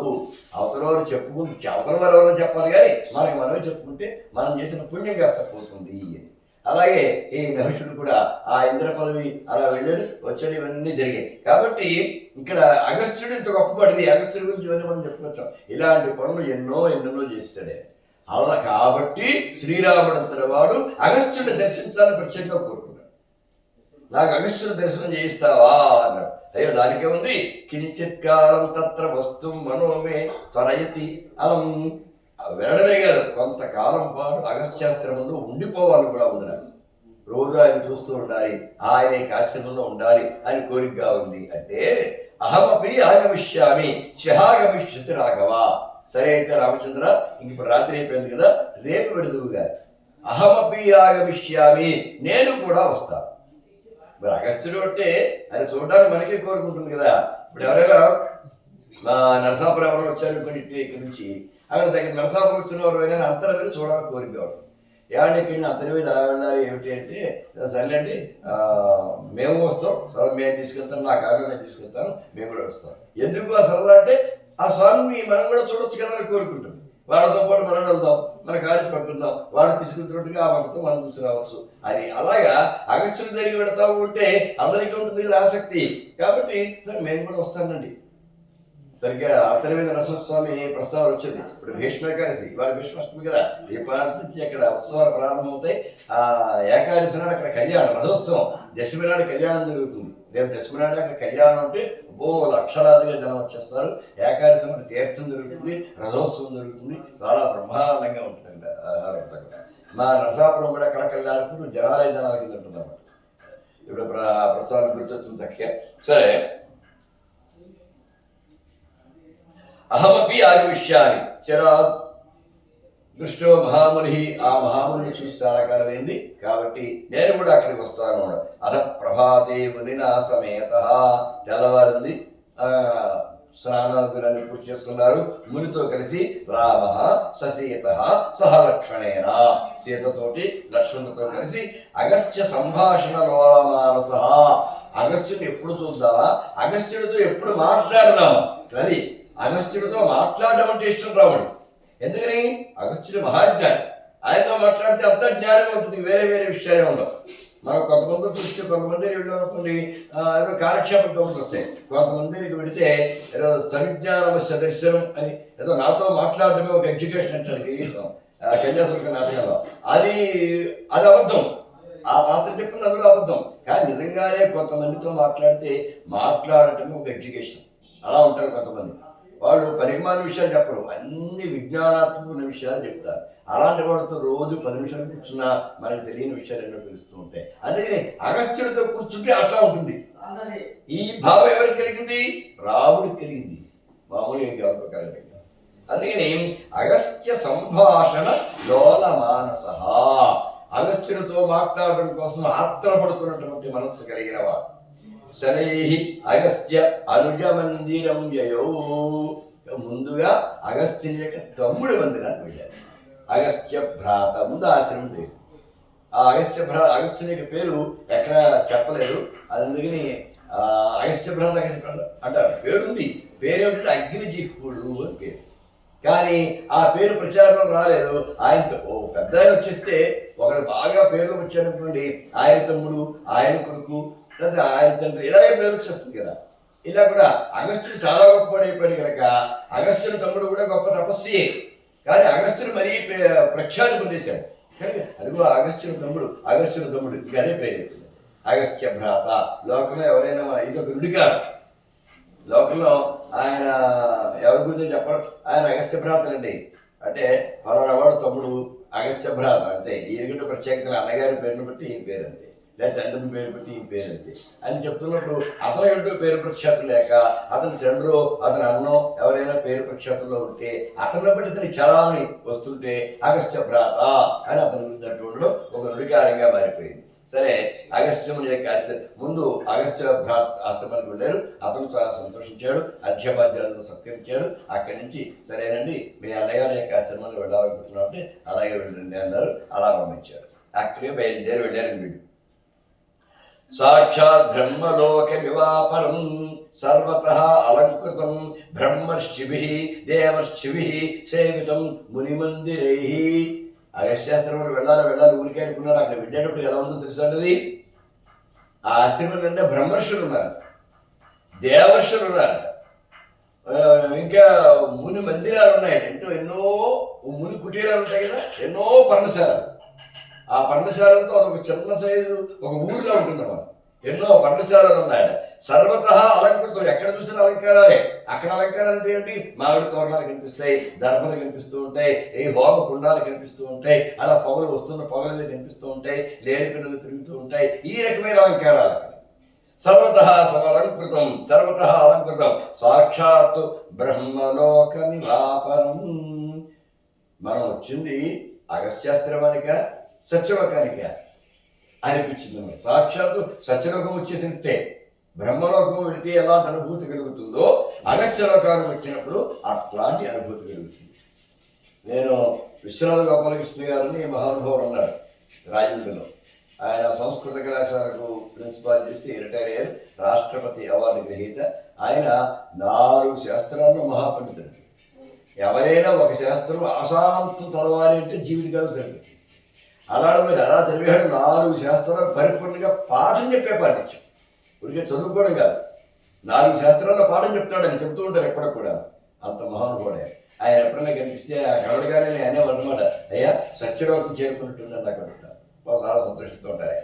నాకు ఎప్పుడైనా ఎవరైనా సందేహాలు కలుగుతూ ఉంటే, ముఖ్యంగా వ్యాకరణంలో సందేహం కలిగితే ఆయన ఫోన్ చేస్తూ ఉంటారు, చక్కగా వెంటనే చెప్తుంటారు. ఒకసారి అంటే పెద్దవారి మాటలా ఉంటాయి చెప్పడానికి చెప్తున్నాను మీకు. ఒకసారి వెదురుపాక గాడ్డు గారు అని చెప్పేసి ఒక ఆయన ఉన్నారు. ఆయన కూడా ఒక మంచి మహర్షి. అప్పుడప్పుడు దేవి నవరాత్రుల్లోనూ, తర్వాత జనవరి 19న ఆయన పుట్టినరోజు, అప్పుడు జనాలందరూ బ్రహ్మాండంగా ఎడుతుంటారు. నన్ను పిలుస్తుంటారు గాడ్డు గారు, నేను ఎడుతుంటాను. గాడ్డు గారు అంటారే, సరే మేము వెళ్తుంటాం. ఈయన కూడా అక్కడ చూస్తుంటారు. ఓ రోజున మళ్ళీ అక్కడ ఆయన మళ్ళీ ఆయన చూసాను, విశ్వనాథ గోపాలకృష్ణ గారు చూశాను. నేను ఆయన ఒకే రోజున వెళ్ళాను దేవుని వరత్తులో నమస్కారం పెట్టాను చూడగానే అయ్యా సత్యలోకం దిగి వచ్చినట్టుందంటే అన్న మామూలుగా ఆయన కనబడగానే నేను ఎప్పుడైనా మాట మామూలు అప్పుడు ఎట్లా అన్నారు మణిద్వీపాలకు వచ్చాక అన్ని లోకాలు ఒకటే అన్నారు అంతే. అంటే ఆశ్రమం ఉంటే ఘాటు గారు వెదిరిపాక ఆశ్రమం అది మణిద్వీపాలు దేవీ పూజలో వ్యవహారం చేసేటువంటి అమ్మవారి రాజరాజేశ్వరి పీఠం అది విజయదుర్గా పీఠం అది కనుక అమ్మవారి పీఠం అంటే ఇక మణిద్వీపం కదా అది మణిద్వీపానికి వచ్చేసిన తర్వాత అన్ని లోకాలు ఒకటే అన్నాడు అంతే. ఎంత అందంగా ఉందన్నమాట ఒక్కసారి ఊహించలేదు అన్నమాట. అది కవిత్వం అంటే ఇంక అన్ని లోకాలు ఒకటే. ఇంక నేను నా ప్రత్యేక నేను నువ్వు ఒకటే ఆయన దానికి వచ్చిన తర్వాత ఒక మనిషి దగ్గరికి వచ్చిన తర్వాత ఇలాగంటే పెద్దవారు మాట్లాడుకునే మాటలు పెద్ద పెద్ద పెడుతున్నాడు వచ్చే మాటలు అట్లా ఉంటాయి. ఇక్కడ ఏముంది బ్రహ్మలోక వివాపనం సాక్షాత్తు సత్యలోకంలా ఉంది. అంటే జ్ఞానునికి సత్యలోకం కంటే గొప్ప లోకం ఏది కూడా ఉండదండి. బ్రహ్మలోకం బ్రహ్మలోక దిగీషయా కన్యాదానం చేస్తున్నప్పుడు చెప్తాను బ్రహ్మలోకం పొందడం కోసం నేను కన్యాదానం చేస్తున్నాను. బ్రహ్మలోకమే ఎందుకుంటే అక్కడ జ్ఞానం వస్తుంది. జ్ఞానం కావాలనుకున్న వాళ్ళందరూ బ్రహ్మలోకం అంటారు. మిగతా వేరే వేరే కోరికలు అయితే మిగతా లోకం విష్ణులోకము శివలోకము వేరే అభిప్రాయాలతో. కానీ జ్ఞానం మాత్రమే కోరుకున్నవాడు సత్యలోకం కోరుకుంటాడు. జ్ఞానం వస్తే అన్నీ వచ్చినట్లేగా. నేను పూర్వం అనుకున్నాం కదా భగవంతుడు ఏది మనకు సరాసరిగా ఇవ్వడు. మనం ఏది కోరుకుంటున్నామో దానిని పొందగలిగిన జ్ఞానాన్ని మాత్రమే మనకి అందిస్తాడు. అందుకే ధియో యోన ప్రచోదయాత్ అని మా బుద్ధులను ప్రేరేపించాలి అని కోరుకుంటాం భగవంతునప్పుడు ఆ గాయత్రి మంత్ర అనుష్ఠానం కదా. సరే బహిరేవ ఆశ్రమస్య అధిష్ఠిత్వా రామః అబ్రవీన్మునిం సుచేష్ట గచ్చ త్వం శీఘ్రం ఆగతం మాం నివేదయ. అక్కడ దాకా ఆగిపోయాడు రాముడు. ఎంత రాముడైనా కాబోయే అయోధ్యాధిపతి అయినా ఒక అయోధ్యాధిపతి యొక్క కుమారుడైనా ప్రస్తుత అయోధ్యాధిపతి యొక్క లేదా మహారాజు యొక్క అన్నగారైనా సొరవగా వెళ్ళాలనుకుంటున్న పీఠాధిపతులు ఆశ్రమాధిపతులు అంటే అక్కడ ఆగి సుతీష్ణ ఒక్కసారి లోపలికి వెళ్ళి మేము వచ్చామని ఒక మాట చెప్పుకోవాలి. మేము వచ్చామని ఒక మాట చెప్పుకోవాలి. ఇదే సందర్భంలో మనకి యోగ వాసిష్టం ధ్యాన వాసిష్టం ఉన్నాయి కదా. వశిష్ఠుడు రాముడు ఈ ఇద్దరి మధ్య జరిగిన సంవాదము చాలా గొప్ప శాస్త్ర గ్రంథాలు ఆధ్యాత్మిక జ్ఞాన పుత్రులు. ఒకసారి రాముడు వశిష్ఠుడు వారింటికి వెళ్ళాడు. లోపల ఉన్నాడే. సరే ఎవరితో అక్కడ ఉన్న వాళ్ళతో కబురిహారు ఇలాగా నేను వచ్చానని చెప్పు. లోపలికి వెళ్ళాడు. ఎవరో వచ్చారని ఏం చెప్పారు. ఎవరు వచ్చిన అంటే నేను వచ్చానని చెప్పన్నాడా. అయితే నేను పోయాక రమ్మన్నాడు. నేను వచ్చానని చెప్పమన్నాడు అంటే నేను పోయాక రమ్మన్నాడు. నేను పోయాక రమ్మడం ఏంటి అంటే ఆ నేను అని పోయిన రమ్మన్నంత వరకు నా దగ్గర వచ్చే అధికారం లేదు. నేను అంటే ఇంకోసారి అంట గురువు గారు అనిపించాడు. ఎవరు అన్నారు. నేను అన్నాడు. నేనంటే ఏంటి నేనంటే ఎవరన్నారు అని తెలుసుకోవడానికి వచ్చానండి. నేనెవరో తెలుసుకోవడం కోసం నేను మీ దగ్గరకు వచ్చింది. నేనంటే అంటే ఇంక సమాధానం చెప్తాను వచ్చింది అందుకోసం. పెద్దవారి మధ్య సంభాషణలు ఆ తీరులో ఉంటాయన్నమాట. జనక మహారాజు కుశలవులు ఒకసారి అనుకోకుండా కలుసుకున్నారు. భవభూతి యొక్క ఉత్తర రామచరిత్ర నాటకంలో జనక మహారాజు కుశలవులు అంటే వాల్మీకి మహర్షికి ఆశ్రమానికి జనక మహారాజు ఎందుకో వెళ్ళాడు. అక్కడ కుశలవులు కనిపించారు. సీత అక్కడ ఉందని కానీ కుశలవులు అతని యొక్క మనమన్నది కానీ అతనికేం తెలియదు. సరే కుశలవుల్లో ఒకటి కనిపించాడంటే మనం అంటే సినిమా తీసుకున్న లవకుశలను అలవాడైంది. దానికి వాడు కుశలవు లవకుశలు కాదు. కుశీలవు కుశలవనామధారిణవు. కుశుడు పెద్దవాడు లవుడు చిన్నాడు కానీ కుశలవ అని పేరెట్టాలి. కానీ సినిమా వాళ్ళు మరి వాళ్ళ ఆలోచనలు రకరకాలుగా ఉంటాయిగా. ఎందుకో తెలియదు లవకుశాన్ని పేరెట్టారు. వాడు కుశలవారు పెట్టాలంటాడు. కుశుడు పెద్దాడు. సరే అవుతాడు. ఇక్కడ అందులో లవుడు అనేవాడు కనిపించాడు. అంటే లవుడు కాస్త చిన్నాడు కదా కాస్త గడుగ్గా అయింది. అందుకని సినిమాలో కూడా వారిని ప్రధానంగా చూపించారు కూడా లవుడు మీద ముందు పెట్టారు. వాడు కాస్త గడుగ్గే. ఎవరమయ్యా నువ్వు ఏంటి అని అడిగితే ఇలాగ వాల్మీకి మహర్షి యొక్క శిష్యుడు అన్నాడు. నువ్వు ఎవరబ్బాయి పెట్టి వాల్మీకి వారి శిష్యుడిని అన్నాడు. సరే నువ్వేనా ఇంకెవరన్నా ఉన్నారని అన్నదమ్ములు ఎవరన్నా ఉన్నారంటే అస్థి భ్రాత కుశోర ఆర్య కుశోనామా. ఆర్యుడు కుశుడనేవాడు ఉన్నాడు అంటే వెంటనే అగ్రజోవా అంటాడు. అంటే నీ అన్నగారా అంటాడు. అన్నగారు ఎలా తెలిసిపోయింది. ఆర్య కుశోరామ పూజ్యుడు మా కుశుడు ఉన్నాడు అన్నాడు. కుశుడు నా సోదరుడు అన్నాడు. పూజ్యుడు అని అన్నాడు కాబట్టి ఆది శబ్దం ఉపయోగించాడు కాబట్టి ఓహో అంటే నీకు అన్నగారు అన్నమాట. వెంటనే ప్రసవానుక్రమైన సయేవికల అగ్రజ అన్నాడు. అంటే నా తర్వాత పుట్టాడు కాబట్టి అతనే కదా అన్నగారు. ఇది విచిత్రమైన మాట. ప్రసవానుక్రమేణ సయేవకుడు జయాన్, అది నా తర్వాత పుట్టాడు కాబట్టి అతనే కదా అన్నగారు అన్నాడు. ఓ అంటే మీరిద్దరు యమలో అంటే మీరిద్దరు కమల పిల్లలా అన్నాడు. అంటే ఎవరో పూర్తిగా ఏది చెప్పరు, కొంచెం చెప్పాడు అవసరం ఎంత అయిపోతుంది అంతే. నువ్వు ఎవరివి వారు నీకు ఎవరు సోదరులు ఉన్నారా అంటే పూజ్యుడు కుశుడు ఉన్నాడు. పూజ్యుడు అంటున్నావేంటి అంటే నీకు అన్నగారా అన్నాడు. మరి నా తర్వాత పుట్టాడు కదా అందుకే అన్నగారే అంటే మీరు కమల పిల్లలా అన్నాడు. అదకి మరి కాకపోతే ఏమిటి అన్నాడు. తర్వాత పుట్టిన అన్నగారు అయ్యాడు. మామూలుగా ముందు పుట్టినవాడు అన్నగారు అవుతాడు, తర్వాత పుట్టినవాడు తమ్ముడు అవుతాడు. కానీ కమల పిల్లలైతే మాత్రం ముందు పుట్టినవాడు తమ్ముడు, తర్వాత పుట్టినవాడు అన్నగారు అవుతాడు. ఆడపిల్లలు అయితే అక్క చెల్లెలు కూడా అదే లెక్క. అదేమిటంటే లెక్క అంటే ఇప్పుడు ముందు ఎవరు పుట్టినది కాదు, గర్భవాసంలో ఎవరు ముందు పడ్డారు అన్న దాన్ని బట్టి పెద్ద చిన్న అనేటువంటి లెక్క వస్తుంది. ఇప్పుడు ఒక గాజు గ్లాసులో 2 నిమ్మపళ్ళు తీసుకుని 1 అని అంకె వేసి ఓ గ్లాసులు వేయండి, మళ్ళీ 2 అని అంకె వేసి 2 నిమ్మపళ్ళు దాని తర్వాత వేయండి. ఇప్పుడు దాన్ని కిందకి ఉంచుతున్నప్పుడు ముందు ఏ నిమ్మకాయ పడుతుంది బయటకు వస్తుంది, 2 అంకె ఉన్నది ముందు బయటకు వస్తుంది. కానీ నిజాన్ని ఈ గ్లాసులో ముందు పడింది ఏది 1 అంకె ఉన్నది కనుక ఈ పిండంలో కూడా ముందు పడ్డవాడు వెనకబడిపోతాడు, తర్వాత తయారైన పిండం ముందు బయటకు వస్తుంది. కాబట్టి ముందు పుట్టినవాడు తమ్ముడు, తర్వాత పుట్టినవాడు అన్నగారు. ఇది ఆ కవల పిల్లల్లో మన అన్నదమ్ముల లెక్క ఆ రకంగా తీసుకోవాలి. ఇవాళ చాలా మంది తెలియట్లేదు, ఎవరు ముందు పుడితే వారిని అన్నగారి కింద అక్కగారి కింద భావన చేస్తున్నారు. కానీ అసలు విధానం శాస్త్రం మాత్రం ఉంటుంది. ఈ పెద్దవాళ్ళ మాటలు తిని అవి అలా ఉంటాయన్నమాట.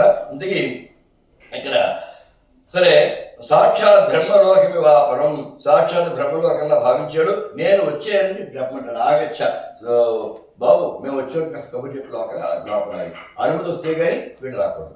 కాబట్టి సరే ఆ వెళ్ళేటప్పటికీ అగస్త్యుడు ఎలా ఉన్నట్ట, వ్యాఖ్యాత రామ మంత్రార్థం శిష్యేభ్య చ అతిభక్తిత. వెళ్ళేటప్పటికీ ఈ సుశిష్యుడే వెళ్ళాడు. నేనే చూపిస్తున్నాను అగస్త్యుడు చూడు, నేను కూడా చూడాలనుంది, నేను వస్తాను కదా. ఆ సుశిష్యుడితో స్వామి అసలు వెళ్ళి మేము వచ్చామని చెప్పండి అంటే లోపలికి వెళ్ళేటప్పటికి రామమంత్రం ఏమిటో, దాని గొప్పతనం ఏమిటో, దాంట్లో ఉండే తత్వం ఏమిటో, ఆ విశేషాలు ఏమిటో శిష్యుడికి పాఠం చెప్తున్నట్టే. దగ్గరికి రాముడు వచ్చాడు. సరే ఇంకా అంటే వీళ్ళందరూ రామమంత్రోపాసకులు. విచిత్రం ఏంటంటే రాముడు పుట్టడానికి ముందే రామనామం పుట్టింది. రాముడు పుట్టల క్రితం నుంచి కూడా రాముడి కోసం చాలా చేస్తూ ఉన్న వాళ్ళే. ఏ పరబ్రహ్మతత్వాన్ని రామ అనేటువంటి శబ్దంతో ఉపాసన చేస్తూ వచ్చారో ఆ పరబ్రహ్మతత్వమే రాముడిగా అవతరించడం జరిగింది. అందుకని రామనామం ముందు పుట్టింది, రాముడు తర్వాత పుట్టాడు. ఆ పుట్టినవాడికి రాముడు అనే పేరు అందుకోసం పెట్టాడు. ఆ రామతత్వమే ఇక్కడ మానవ రూపంలో ఆవిర్భవించింది కాబట్టి. అందుకని రామతత్వాన్ని అక్కడ వ్యాఖ్యానం చేస్తూ ఉంటే సుతిష్ఠుడు వచ్చి ఇలాగా దృష్ట్వా అగస్త్యం మునిశ్రేష్టం సుతీష్ణ ప్రజయు మునేహే. అప్పుడు సుతీష్ణుడు చెయ్య రాముడు లక్ష్మణుడు సీతతో కలిసి ఇద్దరితో కలిసి రాముడు వచ్చాడు అనేటప్పటికీ శీఘ్రమానయ భద్రంతే రామం మమ హృది స్థితం. నా హృదయంలో ఎల్లప్పుడూ స్థిరంగా ఉండేటువంటి రాముడు నా దగ్గరికి వచ్చాడా, వెంటనే శీఘ్రమానయ తొందరగా తీసుకురా, భద్రంతే నీకు మంగళముగాక. ఒక శుభవార్త నువ్వు నాకు చెప్పేవి చూడు, అందువల్ల నీకు ఎప్పుడు మంగళమే కలుగుతుంది, నీకు మంచి కలుగుతుంది, మంచివారు చెప్పావు. వెంటనే వాడు తీసుకురా. తమేవ అధ్యాయమాన అహం కాక్షమాన సంస్థిత. నేను ఎవరి గురించి అయితే అధ్యాపనం చేస్తున్నానో, ఎవరి గురించి అయితే పాఠం చెప్తున్నానో ఆయనే ఇక్కడికి వచ్చాడు అంటే ఎంతకన్నా అదృష్టం కావాలన్నా. మనం కూడా ఎవరి గురించైనా మాట్లాడుకుంటూ ఉండగానే వాడు వచ్చారనుకోండి, నూరేళ్ళు ఉన్నాయని నీకు అంటుంటాం కదా. అలాగా ఎవరి గురించి మాట్లాడుకుంటున్నామో వాళ్ళే వస్తే అప్పుడు కలిగే ఆనందమే లేదన్న మనకి. కనుక వాళ్ళు వచ్చారు చాలా సంతోషం అని గొప్పగా తాను కూడా ఇచ్చుక్వా స్వయం ఉత్థాయ. అలాగే తను అక్కడే ఉండిపోతాడేంటి మర్యాద. స్వయం ఉత్థాయ కూర్చున్న చోట లేచాడు. మునిభి సహిత ధృతం.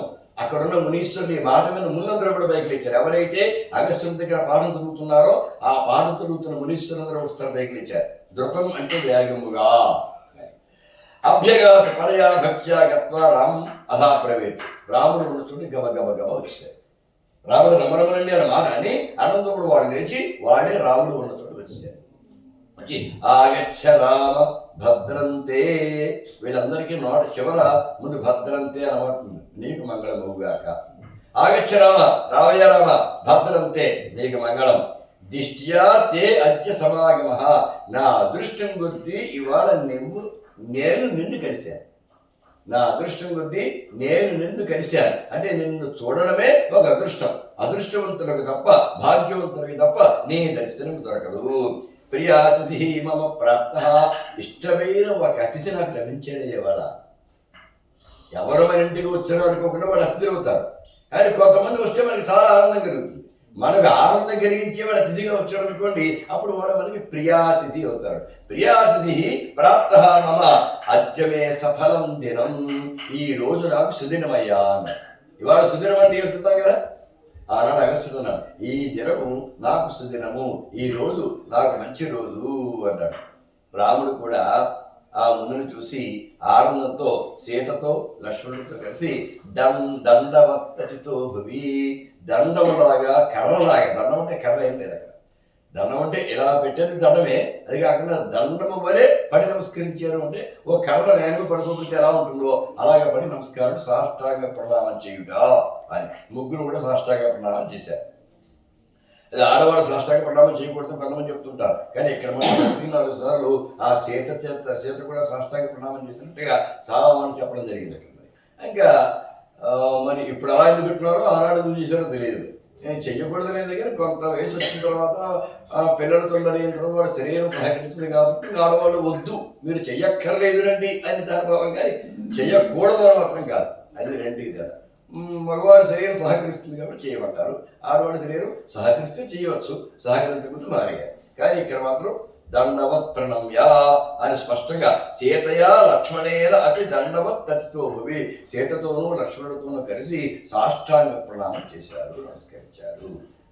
సరే, అప్పుడు అగస్త్యుడు అంటాడు, భూమే భార అపనుత్యర్థం రావణస్య వధ. ఆయన ఎప్పటికప్పుడే ఇదంతా అధ్యాత్మ రామాయణంతో ఓపెన్ అండి, వాల్మీకి రామాయణం అంతా సీక్రెసీ, ఇది మాత్రం అంతా ఓపెన్. ఎప్పుడు ప్రతివాడు ఓపెన్గా సీత చూస్తుడు లక్ష్మణుడు చూస్తుడు చెప్పేస్తున్నారు అనేవారు. అందుకని రావణుడిని చంపడం కోసమే, భూమి యొక్క భారాన్ని దించడం కోసమే నువ్వు కిందకి దిగొచ్చావు, ఆ సంగతి నాకు తెలుసు. తదాది దర్శనాకాంక్షి తమ రామ తపశ్చరం, ఆ నాటి నుంచి నిన్ను చూడటం కోసం నేను కోరుకున్నాను. ఏనాడైతే నువ్వు భూమి మీద అవతరించావో అప్పటి నుంచి నేను ఎప్పుడు చూద్దాం చూస్తూ తపస్సు చేస్తున్నాను. నా తపస్సు పరిస్థితి తప్ప నువ్వు నాకు కనబడవు, అది నాకు తెలుసు. అందుకని అంటే నువ్వే నా దగ్గర, నువ్వే నా స్వయంగా దర్శనం ఇవ్వాలి. నేనే వెళ్ళి అయోధ్య వచ్చేస్తే నీ దర్శనం రావడం అలా కాదు, నువ్వు నా దగ్గరికి రావాలి, నువ్వు నాకు దర్శనం ఇవ్వాలి. మనం అక్కడికి వెళ్ళాం అనుకోండి, మనం ఆయన దర్శించినట్టు, ఆయన ఇక్కడ వచ్చినాడు అనుకోండి, ఆయన మనకు దర్శనం ఇచ్చినట్టు కదా. నువ్వు నాకు దర్శనం ఇవ్వాలి, అందుకోసం తపస్సు చేయాలి. తపస్సు చేస్తూ కూర్చున్నాను కనుక తమేవ పరిచి వసామి మునిసి మునిభి స్వార్థం, ఎప్పుడు మునీశ్వరుని చుట్టూ పెట్టి కూర్చుంటాను, నీ గురించే మాట్లాడుకుంటూ ఉంటాను. త్వామేవ పరిచింతయన్, నిన్నే నీ గురించే మాట్లాడుకుంటూ ఉంటావా ఎప్పుడు కూడా అని ఇంకక్కడిని మొదలుపెట్టి రామతత్వం ఏమిటో, పరమాత్మ తత్వం ఏమిటో, ఈ జీవాత్మ పరమాత్మ ఉండే భేదం ఏమిటో మొత్తం వేదాంత ముద్ద. అధ్యాత్మరామాయణం పేరు చూస్తుంటే అవకాశం వచ్చిన చోట్ల వేదాంతం మొత్తం గుప్పించేస్తారు. ఓపిక చదువుకోవాలి. ఇది ఇలా ప్రవచనాలు చెప్పుకోవడానికి కుదరదు, అది ఓపిక చదువుకుంటే మాత్రం మరే బాగుంటుంది. సరే, అలా బ్రహ్మాండంగా తక్కువగా చాలా సంవత్సరాల కాలంలో ఏదంతా కూడా ఆ సంఖ్యంతకి అలాగే నిలుచుకుంటుంది. అయిపోయిన తర్వాత అప్పుడు సరే అయితే ఇంకొద్ది రోజులు మరి అక్కడ ఉన్నాడు. ఉన్న తర్వాత స్వామి మరో చోటుకి ఎక్కడికైనా పెడతాను, ఎక్కడికి వెళ్ళి ఉండమంటారు, మీరు నాకు ఇదే అరణ్యంలో ఎక్కడ ఉండమంటారు చెప్పండి, నాకు ఇంకా పూర్తిగా ఉండిపోవడానికి వీలుగా ఉండేటువంటి ఒక ప్రదేశం చెప్పండి అంటే, ఇప్పటిదాకా చాలా తిరిగావు, ఇంక తిరగకుండా శాస్త్రంగా ఒకే చోటు ఉండేలాగా ఓ చోటు నేను చెప్తున్నాను. అస్థి పంచవటి నామన ఆశ్రమో గౌతమీ తటే. పంచవటి అనే పేరుతో గోదావరి నది ఒడ్డు ఉన్న ఒక ప్రదేశం ఉంది. గోదావరి ప్రాంతం ఒకటి ఉంది, గోదావరి పరివాహక ప్రాంతం. పంచవటిని పేరు వచ్చింది, పంచానాం మఠానాం సమాహార. అక్కడ 5 చెట్లు ఉన్నాయి. కాస్త దూరంలో మొత్తం మీద ఒక దగ్గరలోనే 5 మర్రి చెట్లు ఉన్నాయి. ఆ మర్రి చెట్లు ఎలా ఉంటాయంటే ప్రతి మర్రి చెట్టు కూడా ఊడలు కసేసి ఆ ఊడ కూడా లావెక్కిపోయి మామిడి కింద మారిపోయిన తర్వాత ఏది అసలమని ఎవరికి తెలియదు. ఇప్పుడు ఎలాంటి మర్రి చెట్లు ఎక్కడో మనం ఉన్నాయి, అసలు మనం పట్టుకోలేము. ఎక్కడ చూసినా ఏ ఊరు చూసినా మామిడిలాగే కనపడుతుంది, అదే మామిడి అదే చెట్లా కనపడుతుంది, కానీ అలా అన్ని కనిపిస్తాయి. అసలు అనేది పట్టుకోవడం చాలా కష్టం. అలాంటి చెట్లు 5 చెట్లు ఉన్నాయి. ఆ ప్రదేశం చాలా అన్ని విధాలు అనుకూలంగా ఉంటుంది. ముఖ్యంగా గోదావరి నది ప్రవహిస్తుందంటే ఎవరైనా మునీశ్వరుడు తపోవనములు ఆశ్రమభూములు కూడా ఎక్కడ జలాశయములు అంటే నదీ పరివాహక ప్రాంతం ఉంటుందో అక్కడే పర్ణశాలలు కట్టుకుంటారు, ఈ కుటీరాలు కట్టుకుంటారు. ఎవరైనా ఏదో చెప్తాడు కదా, అప్పిచ్చువాడు వైద్యుడు ఎప్పుడు ఎడదేకపారు ఏరును ద్విజుడును చొప్పడిన ఊర నుండుము చొప్పడకున్నట్టి ఊరు చరకు ముసుమతి. మొదటి పద్యం 9 శతకాలు దీంతో మొదలుపెట్టాడు. ఏదైనా ఊళ్ళో ఏ ఊళ్ళో పడితే ఊళ్ళో ఉండకూడదు, ఏదో ఒక ఊళ్ళో నివసించాలి అనుకున్నప్పుడు ఆ ఊళ్ళో ఉన్నాయో లేవో చూసుకో. ఏముండాలి, అవసరమైతే గమ్మున 10 రూపాయలు అప్పిచ్చేవాడు దొరకాలి. డబ్బున్నవాడు కూడా ఎల్లప్పుడూ జేబులో డబ్బులు ఉండవు. ఆస్తులు ఉంటాయి, ఆ ఆస్తులు విలువ కోట్ల మీద ఉంటుంది, కానీ లిక్విడ్ క్యాష్ ఉండాలి కదా. లిక్విడ్ క్యాష్ లేకపోతే పన్ను పోగల. ఇప్పుడంటే మనకి ఏదో ఫోన్పేలు అవి వచ్చాయి, అవి లేనప్పుడు లిక్విడ్ క్యాష్ లేకపోతే పని అవుతుంది కదా. ఇప్పుడు కూడా అన్ని చోట్ల మనం ఫోన్పే చేస్తామంటే రూపాయికి 2 రూపాయలకి ఫోన్పే లేకపోతే కదా.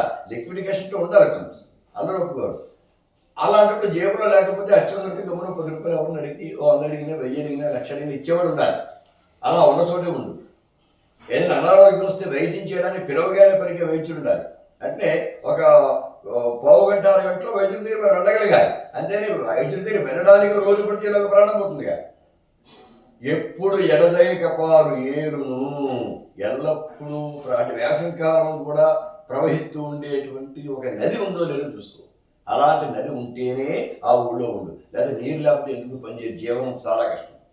ద్విజుడు మంచి చెడు చెప్పడానికి ఒక బ్రాహ్మణుడు ఉండాలి ఆ ఊళ్ళో. ఆ ఊళ్ళో అలాంటి బ్రాహ్మణుడు ఉన్న ఊరు చూసుకోరు, అక్కడే ఉంది. లేకపోతే అలాంటి ఊరు అసలు వెళ్ళొద్దు అన్నాడు అన్నమాట. అలాగా ఈ మునీశ్వరుడు కూడా వీళ్ళు తపోవనాలు ఏర్పరచుకున్నారంటే ఎక్కడ జలాశయాలు ఉంటాయి, ఎక్కడ ఫలములు బాగా పండుతాయి, తినడానికి తిండి కావాలిగా, పువ్వులు పూజ చేసి కూడా పువ్వులు కావాలిగా, అది ఎక్కడ పువ్వులు పళ్ళు కూడా బాగా పుష్కలంగా ఉంటాయి, పచ్చగా ఉంటుందో, ఎక్కడ ఈ రాక్షస బాధ లేదా మృగముల బాధ పెద్ద ఎక్కువగా లేకుండా ఉంటుందో ఇవన్నీ చూసుకుని ఆ తపోవనాలు వీళ్ళందరూ కూడా ఏర్పరచుకుంటూ ఉంటారు. ఇక్కడ అస్థి పంచవటి నామన, ఈ పంచవటి ప్రాంతం కూడా అట్లాంటిదే. దేనికి లోటు ఉండదు. అంటే తినడానికి తిండి దొరుకుతుంది, త్రాగడానికి స్నానానికి నీళ్లు దొరుకుతాయి, వాతావరణానికి హాయిగా నీడపాటు ఎక్కువ. పెద్ద పెద్ద మర్రి చెట్లు ఉన్నాయి కనుక నీడపాటు చాలా ఎక్కువ, చల్లగా ఉంటుంది, నీడ దొరుకుతుంది. అక్కడ ఉండవయ్యా నేతవ్య తత్ర కాల శేష రఘుకులోద్వ. ఇంక ఇదే నీకు ఆఖరి వదిలి, ఇంకెక్కడి మళ్ళీ ఇంకో చోటు వెళ్దామనుకోకు. ఇప్పుడుదాకా చాలా తిరిగావు చాలు, ఇంకా పూర్తిగా అరణ్యవాసం మొత్తం అంతా ఇక్కడే గడుపు. నేతవ్య తత్రతే కాల శేష, నీ మిగిలిన కాలంతో కూడా అక్కడే గడిపోయా అన్నాడు. తత్రైవ బహు కార్యాన్ని దేవానాం కురు సత్వతే. దేవకార్యాలు చేయడం కోసం వచ్చేవాళ్ళు, అవన్నీ అక్కడుండే. ఇప్పుడు ఏ దేవకార్యం కోసం నువ్వు ఇక్కడికి వచ్చావో అవి చేయడానికి ఇది సరైన అనుకూలమైన ప్రదేశం. ఎక్కడి నుంచి అంటే దేవకార్యం ఉంటే రాక్షస వధ అది అక్కడే దొరుకుతుంది, అక్కడి నుంచి దొరుకుతుంది. అక్కడి నుంచి బయలుదేరి వస్తారు, అక్కడికి వెళ్తారు. సరే, ఇలా చెప్తే శ్రుత్వా తదా అగస్త్య సుభాషితం వచ. అగస్త్యుడు చెప్పిన మాటలన్నీ విన్నాడు, చాలా సంతోషించాడు. సరే బయలుదేరి ఆయన చూపిస్తే పంచవటి ప్రదేశానికి వెళ్ళాడు. అగస్త్యుడు చూపిస్తున్నాడు. ఆ పంచవటి ప్రదేశానికి వెళ్ళగానే ఓ పెద్దమైన భయంకరమైన రూపం కనిపించింది. ఏమిటిది? మార్గే వ్రజం దదర్శాధ శైలశృంగ వ్యవస్థితం. ఒక పర్వతపు శిఖరం ఎలా ఉంటుందో అలాగా ఒక ప్రాణి కిందలాగా ఉన్నది. ఆ ప్రాణిని చూస్తే ఎలా ఉంది? ఓ పక్షి ఎలా ఉంది? పర్వత శిఖరం ఉంటుంది అగ్ని. అమ్మ బాబాయ్, అది ఎవరు? వృద్ధం జటాయుషం, అప్పటికే ముసలితనం వచ్చినటువంటి జటాయువు అని పేరు కలిగినటువంటి పక్షి. ఆ పక్షిని చూశాడు రాముడు. చూసి కిమేతతు ఇది విస్మిత, ఏమిటిది అని ఆశ్చర్యపోయాడు.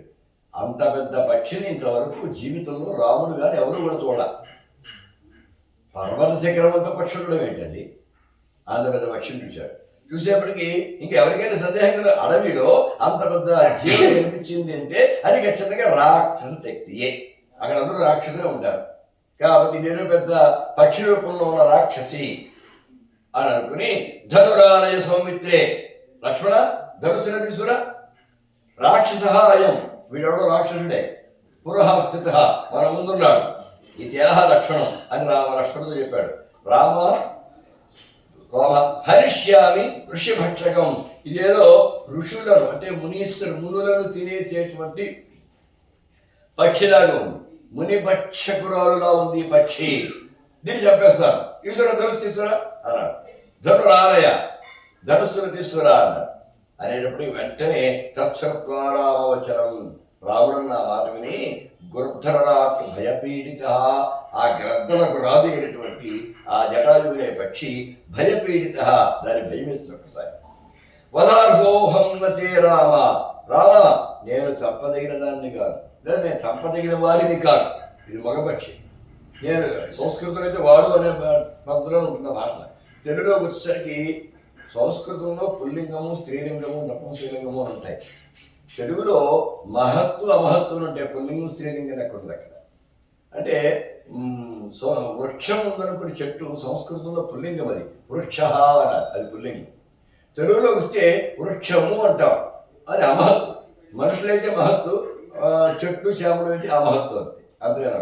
ఇది మహత్త అమహత్వం చూస్తారు కానీ అది చెట్టు అది పుల్లింగమా నపుంసలింగం సంబంధం లేదు, అది అమహత్తు. కానీ నపుంసలింగం కింద లెక్క. అమహము అంటాం, వృక్షము అంటాం, వృక్షుడు అనం. కానీ సంస్కృతంలో రామ అన్నట్లుగా వృక్ష అంటారు. రామశబ్దాలు ఎలా పెరుగుతారు, వృక్ష శబ్దాలు కూడా అలాగే పెరుగుతారు. ఎందుకయ్యా అంటే రాముడు పుల్లింగమే, వృక్షం కూడా పుల్లింగమే. తెలుగులో అలా కుదరదు. రాముడు మనిషి రాముడు అంటాం, చెట్టు అది వస్తువు వృక్షము అంటాం, అది తేడా అమహత్వాచనం. కానీ ఇక్కడ పక్షి కూడా తెలుగులో అయితే పక్షి అది అని అంటాం, మగపక్షి అయినా అది అని అంటాం, ఆడపక్షి అయినా అదే అని అంటాం. మగ చిలుక వచ్చింది అంటాం, ఆడచిలుక వచ్చింది అంటాం. మగ చిలుక కాబట్టి వచ్చాడు అనగా.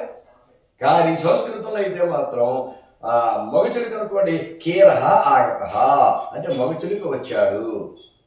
స్త్రీ అనుకోండి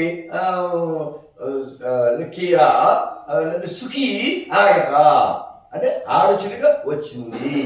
సుఖీ ఆగత సుఖ ఆగత తేడా ఉంది. సుఖ అంటే మగ చిలుక, ఆగత సుఖీ అంటే ఆడచిలుక, ఆగత మారిపోయింది. వచ్చాడు వచ్చింది అంటుంది. తెలుగులో మగ చిలుకైనా వచ్చాడే, ఆడచిలుకైనా మగ చిలుకైనా వచ్చింది, ఆడచిలుకైనా వచ్చింది అని. అంటే భాష మారేటప్పటికీ ఆ వ్యాకరణకు మర్యాదలు మారిపోతాయి. ఇవి మనం గమనించాలి. భాష చదువుతున్నప్పుడు ఆ వ్యాకరణం మీద కూడా స్పృహ పెట్టుకుంటే ఆ భాష ఎంత మనకు తెలుస్తుంది అని తెలియదు. సరే, ఇక్కడ వృద్ధం జటాయుషం, ఇక్కడ వదార్హోహన్నతే రామ, నేను చంపదగిన వాడిని కాను. పితుస్తేహం ప్రియస్తక, నీ తండ్రి గారికి ప్రియమైన స్నేహితుడిని నేను. ఇదేమి చిత్రమో, ఆ కాలంలో పక్షులు పశువుల్లో కూడా పక్షులతోనూ పశువులతోనూ కూడా స్నేహాలు చేస్తూ ఉండేవారు. మరి భారతంలో కూడా అలాగే ఓ పెద్ద పక్షి, దాంతో కొంగతో స్నేహం చేయడం. ఆ స్నేహం ఏ కొంగతో జరుగుతుందో ఆ కొంగలో ఒక దేవసన్మాని బ్రాహ్మణుడు చంపేయడం. ఇదితో పెద్ద కథ. కృతజ్ఞుడి యొక్క మనస్తత్వం ఎట్లా ఉంటుందో అవన్నీ కూడా చెప్తారు భారతం. సరే, ఇక్కడ ఈ జటాయు అనేవాడు దశరథునికి ప్రియ స్నేహితుడు. అహం తే పితు ప్రియ సఖా, నీ తండ్రికి ప్రియమైన స్నేహితుడిని నేను. జటాయు నామ, నా పేరు జటాయు. భద్రంతే, నీకు మంగళముగా చెప్పాలిగా. మాట్లాడితే వీళ్ళ ఇక్కడ ముందు నీకు మంగళం అని ఆశీర్వదిస్తూ ఉంటారు. గృద్రహ అహం, నేను గ్రద్దను. ప్రియకృత్ తవా, నీకు ప్రియం చేస్తాను, నీకు మంచి చేయడానికే నేను ఇక్కడ ఉన్నాను. పంచవట్యామహం వస్యే తవైవ ప్రియకామ్యయా, నీకు మేలు చెయ్యడానికే నువ్వు ఎప్పటికైనా ఇక్కడికి వస్తావని నాకు తెలుసు. వచ్చిన తర్వాత నీకు మేలు చేయడానికి, నీకు సహకరించడానికి, నీకు ఉపయోగపడడానికే నేను ఎంతో కాలంగా ఇక్కడే ఉండి ఎదురు చూస్తున్నాను. పంచవట్యాం అహం వత్సే అంటే నివసించుతున్నాను. తవైవ ప్రియకామ్యయా, నీకు మేలు చెయ్యడం కోసమనే. మృగయాయాం కదాచిత్తు ప్రయాతే లక్ష్మణేపిచ, ఎప్పుడైనా నువ్వు కానీ లక్ష్మణుడు కానీ మీరిద్దరు కానీ వేటకు వెళ్ళారనుకోండి, లేదా ఏ పని మీద అలాగా విహారానికి వెళ్ళారనుకోండి, సీత ఒక్కటి ఉంటుంది కదా, మీరేం వెంగబడక్కర్లేదు, నేను సీతకు కాపలా కాస్తుంటాను, అందుకోసమే ఇక్కడ ఉన్నాను. నిజంగా అంతే సీత కోసం ఒక ఉండిపోవాల్సి వస్తుంది, ఇద్దరు కోసం బయటకు వెళ్ళడానికి కూడా, కనుక నేను చేస్తూ ఉంటాను. సీతా జనక కన్యామే రక్షితవ్య ప్రయత్నత, జనక మహారాజు యొక్క కుమార్తె అయినటువంటి సీతాదేవిని నేను అన్ని విధాలా కూడా రక్షిస్తూ ఉంటాను, ఏమీ ఇబ్బంది లేదు. ఆ మాట విని రాముడు చాలా చాలా ఆనందపడ్డాడు. సరే గత్వా జయగోతు మే తీరం పంచభక్ష్యాం సువిస్తరం మందిరంకారయామాస లక్ష్మణేన సుబుద్ధినా. సరే ఇంకా దూరం వెళ్ళిన తర్వాత ఆ గౌతమి తీరం అలాగే దగ్గరలోనే, ఆ నదికి దగ్గరలోనే లక్ష్మణుడి చేత ఒక మంచి ఇల్లు కట్టించుకున్నాడు, ఒక పర్ణశాల. లక్ష్మణుడు సుబుద్ధినా లక్ష్మణేన, చాలా తెలివైన వాడైనటువంటి లక్ష్మణుడి చేత. లక్ష్మణుడికి ఇలాంటి తెలివితేటలు బాగా ఉన్నాయి, వ్యవహార జ్ఞానం బాగా ఎక్కువ లక్ష్మణుడు. అందుకని ఓ ఇల్లు కట్టాలంటే చక్కగా కట్టేస్తాడు, ఆ జ్ఞానం బాగా ఉంది. దానికి ఏం వస్తువులు కావాలో, ఎలా కావాలో, ఏం చేయాలో అన్నీ తెలుసు. అందుకని చూడు, ఈ ప్రదేశం నువ్వు ఎక్కడ కట్టమంటావో చెప్పన్నయ్యా, ఇల్లే కట్టేస్తాడు. ప్రదేశం మాత్రం రాముడు నిర్ణయించాలి, ఫలానా చోట. నిర్ణయాలు ఏవి కూడా లక్ష్మణుడు చేయలేదు. నిర్ణయాలు రాముడు చేస్తే చెప్పిన పని మాత్రం చాలా అద్భుతంగా చేసేస్తాడు. అది ఎవరి ఇప్పటికి కూడా చాలా మంది అలాగే ఉంటారు చూడండి. కొంతమంది నిర్ణయాలు చేయగలరు, వాళ్ళు చేయలేదు. కొంతమంది చెప్పిన పని బ్రహ్మాండంగా చేసేస్తారు, కానీ నిర్ణయాలు వాడు చేయలేదు. ఎవరి బుద్ధిశక్తి వాళ్ళది. ఆ ప్రకారంగా ఎక్కడో చెప్పు, ఓ ప్రదేశం నిర్ణయం చేశాడు, ఎక్కడ కట్టమన్నాడు, అద్భుతంగా అక్కడ పర్ణశాల కట్టడం జరిగింది. సరే అర్జువాస కండ్రామో దేవలోకయవాపర, ఆ పర్ణశాలలో ఉంటూ దేవలోకంలో నివసిస్తున్నంత ఆనందాలు పొందేటవాడు. ఉంటున్నది అడవిలో, ఒక పర్ణశాలలో. కానీ ఇక్కడ సుఖం అనేది మన మనస్సును బట్టి ఉంటుంది, కానీ అక్కడ ఉన్నటువంటి వాతావరణం బట్టి ఉండదండి ఎప్పుడూ కూడా. అందుకని ఆ తృప్తి అనేది ఉంటే పర్ణశాలలో ఉన్న సుఖంగా ఉన్నట్టు ఉంటుంది. తృప్తి లేకపోతే ఏడంతస్తున్న మేడలో ఉన్నా ఏది మనకు లేదో దాన్ని గుర్తు తెచ్చుకుని బాధపడతారు. ఏడంతస్తున్న మేడలో ఉన్నవాడు కూడా అయ్యో నాకు అది లేదే ఇది లేదే అని బాధపడతాడు. ఊరి పక్కన ఉన్నవాడు కూడా ఆహా చక్కగా పడుకోవడానికి చక్కని మనసు ఉంది, ఏదో చిన్న ఫ్యాన్ ఉంది, ఏదో తినడానికి కాస్త తిండి ఉంది, ఇక గాలి విత్తులు హాయిగా వస్తున్నాయి, ఎంత సుఖంగా ఉంది జీవితం అనుకుంటాడు. కావాల్సిన ఏ ఉన్నాయో వాటిని తెలుసుకుంటాడు. ఇప్పుడు ఒక గ్లాసులో సగాలు నీళ్లు పోసి ఇద్దరు పిల్లలు రప్పించి ఒక కుర్రాన్ని అడిగాడు, అరే ఇందులో ఏముంది అంటే, ఇందులో ఒకడు అన్నట్ట సగం గ్లాసు ఖాళీగా ఉందండి అన్న, ఇంకోటి అన్నట్ట సగం గ్లాసు నిండి ఉందండి అన్న. ఇద్దరు చెప్పింది నిజమే, కానీ మనస్తత్వంలో తేడా ఏమిటి? ఒకడేమో ఉన్నదాన్ని చూస్తున్నాడు, ఇంకోటి లేని దాన్ని చూస్తున్నాడు. సగం ఖాళీగా ఉందని ఒకడన్నాడు, ఖాళీని గమనిస్తున్నాడు, ఇంకోటి సగం నిండుగా ఉంది అంటే రెండో కూడా తృప్తికరమైన జీవితం అన్నమాట. అంటే రెండు నిజమే, కానీ ఎవరి భావాన్ని బట్టి వాడికి ఆనందం దక్కుతుంది. పర్ణశాలలో ఉంటూ కూడా దేవలోకయవాపర, మా దేవలోకం కింద జీవించిన దానికి చాలా హాయి. ఏముందండి? సీత ఉంది, రాముడు ఉన్నాడు, పక్క తమ్ముడు ఉన్నాడు, తాను ఉన్నాడు, తన భార్య తన తమ్ముడు ఉన్నాడు. తనకి ఏం కావాల్సిన తెచ్చిపెట్టడానికి పళ్ళు ఫలాలు, ఆకలిస్తే తిండి కావాలి, దాహం ఇస్తే నీళ్ళు కావాలి, పడుకోవడానికి పక్క కావాలి, ఎంతకన్నా ఇంకేం కావాలి? స్నాన సంధ్యానికి నది కావాలి, అన్నీ ఉన్నాయి. ఇంకేంటి? ఎంతకంటే సుఖమైన జీవితానికి అక్కడ ఎండ గట్టిగా ఉంటుంది, ఇంకోటి గట్టిగా చల్లగా ప్రశాంతంగా హాయిగా ఉంటుంది. మనం ఈ బిల్డింగ్లు కట్టుకుని ఏసీ లాంటి కృత్రిమంగా పెట్టుకుని చల్లదనం తెచ్చుకుంటున్నాం, అడవిలో సహజంగానే చల్లదనం ఉంటుంది. అదే అబ్బాయి ఇంతకన్నా ఏం కావాలి జీవితానికి? ఆనందాన్ని పొందుతున్నాడు అక్కడ. సరే ఆనీయ ప్రదదో రామసేవా తత్పర మానస ధనుర్బాణ ధరో నిత్యం రాత్రో జాగ్రత్త సర్వ కందమూల ఫలాదీని లక్ష్మణ అనుదినం తయోహో. లక్ష్మణుడు బయటికి వెళ్తాడు, కందమూలాలు ఫలాలు ఎక్కడ చుట్టుపక్కల ఏం దొరికితే అవన్నీ పట్టుకుని ఇస్తూ ఉంటాడు, హాయిగా వాడు తింటాడు. ఇంకా ధనుర్బాణ తరహా, ధనుస్సు బాణం ఎప్పుడు అలా చదువు సిద్ధంగా ఉంటాయి, అవి ధరించి రాత్రో జాగ్రత్త సర్వత. పాపం లక్ష్మణుడు ఏ రాత్రి నిద్రపోలేదండి. త్యాగజీవి ఉంటే లక్ష్మణుడు. ఎందుకంటే పడుకుంటే రాత్రి నిద్ర ఏదైనా జరగచ్చు. ఏ రాక్షసుడు ఏ పక్కన నుంచి వస్తాడో తెలియదు, ఏ క్రూర మృగం ఏ పక్కన నుంచి వస్తుందో తెలియదు. అన్నయ్య వదిన మీరు హాయిగా పడుకోండి, నేను చూసుకుంటాను, ఏ ప్రమాదం లేకుండా. ఇంకా ఒకటి వేళ ఎవరో ఒక కునికి వేసాడో లేదో ఒకటి మనకి రామాయణం ఏం చెప్పాల.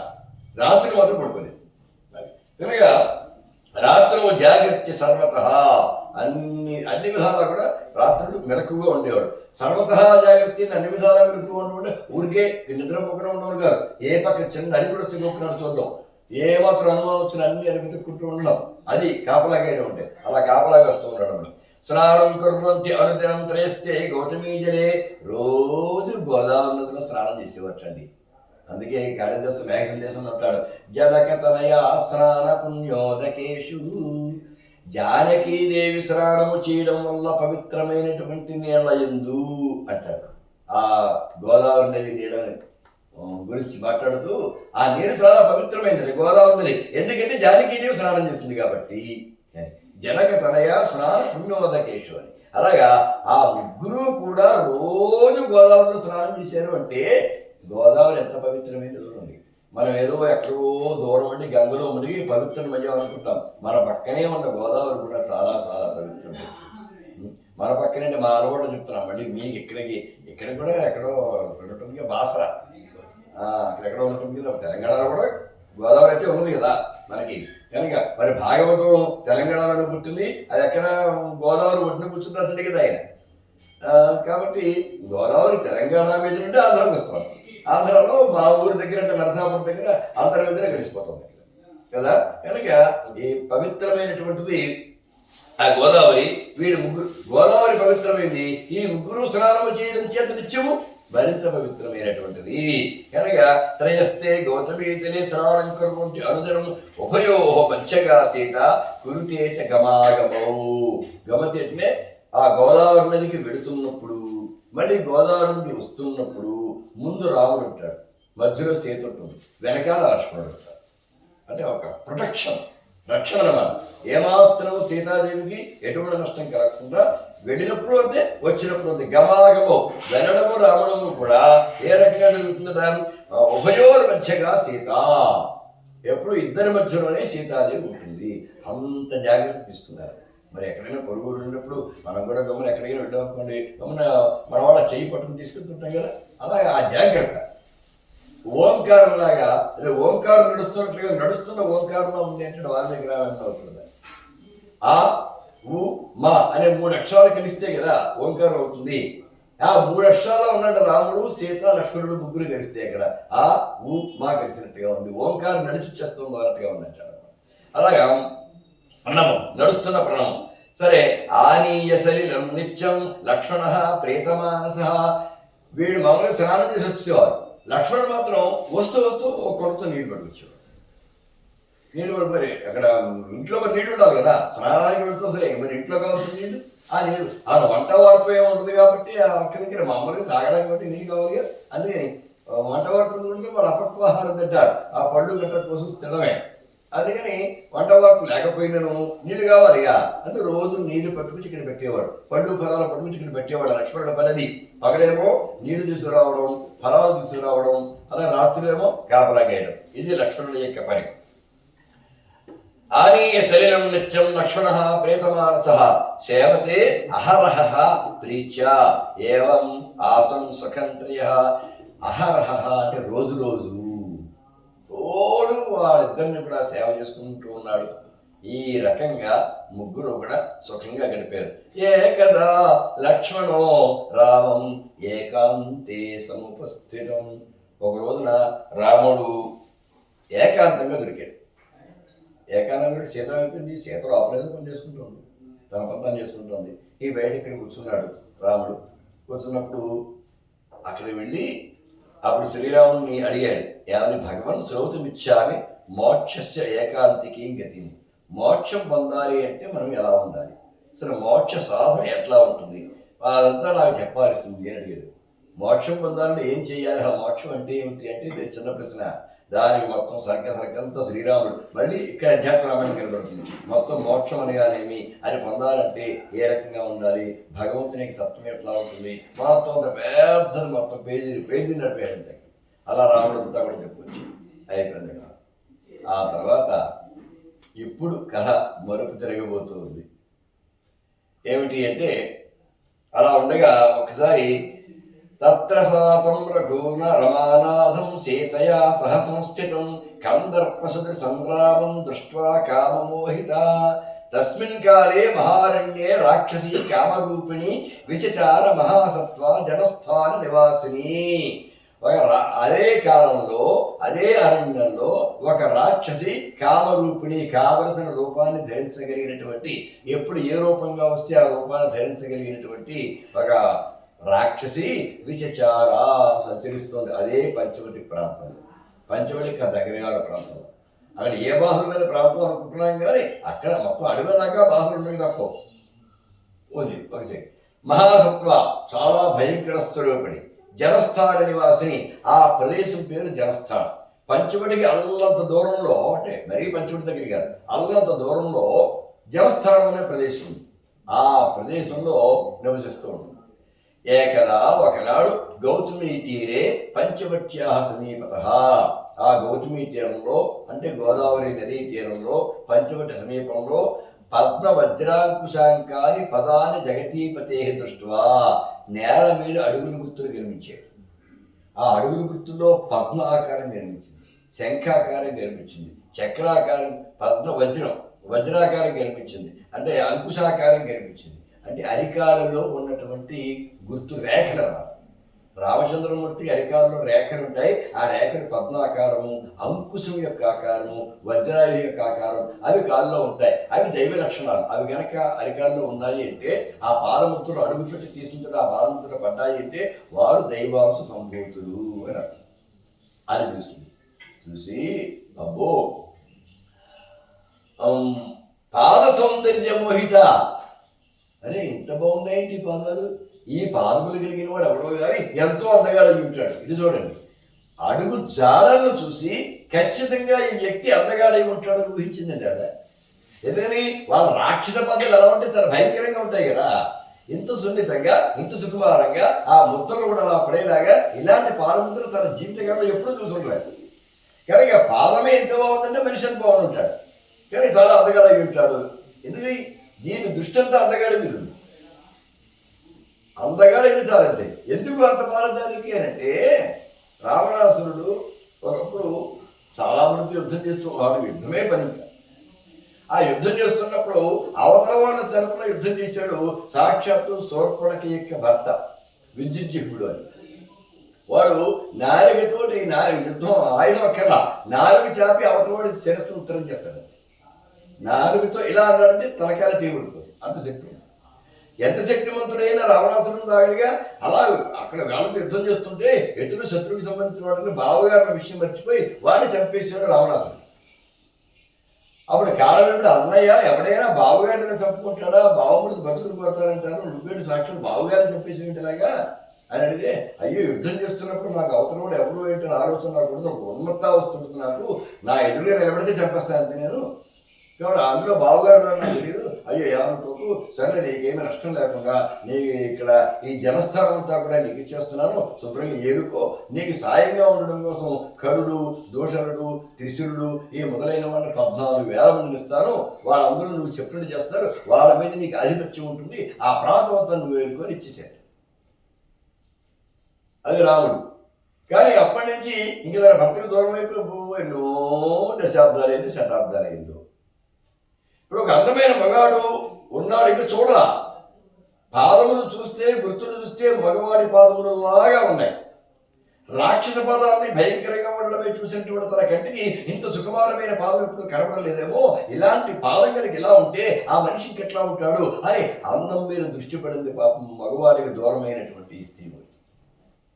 అతను ఎవరో చూడాలి అనుకుంది. దృష్ట్వా కామపరీతాత్మ పాద సౌందర్య మోహిత. వచ్చి ఎవ్వరికీ ఇలాంటి విశేషం వేరు. పాద సౌందర్యము చేత మోహితురాలైంది శూర్పణఖ. ఎవరైనా ముఖ సౌందర్య మోహితులు ఉంటారు కానీ పాద సౌందర్య మోహితులు ఎవ్వరూ ఉండరు. కానీ రాముని పాద సౌందర్యాన్ని పడిపోయింది ఇక్కడ ఫిదా ఈ శూర్పణఖ. పశ్యంతి సా శనై ఆయాత్ రాఘవస్య నివేశనం. ఆ అడవుల గుర్తులు చూసుకుంటూ నెమ్మదిగా రాముడు ఉన్న కుటీరానికి వచ్చింది. మరి రాముడు ఉన్న కుటీరానికి వచ్చింది కదా, వచ్చిన తర్వాత ఇంక ఇక్కడి నుంచి కథ మారుతుంది. ఎలా మారింది ఏమిటి ఇదంతా కూడా సాయంత్రం 12 అయిందిగా. అదే నిమిషం స్లో అనుకుంటాను.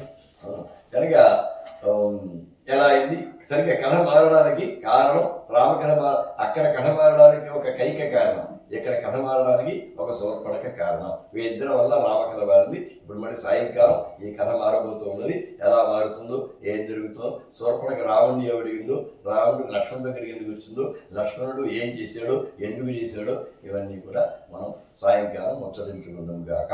ప్రస్తుతానికి స్వస్తి ప్రజాభ్య పరిపాలయంతాం న్యాయ్యేన మార్గేణ మహీం మహీషాః గోబ్రాహ్మణేభ్యः సమస్తు నిత్యం లోకాः సమస్తాः సుఖినో భవంతు. జై శ్రీరామ్. జై శ్రీరామ్. జై జై సీతారాం.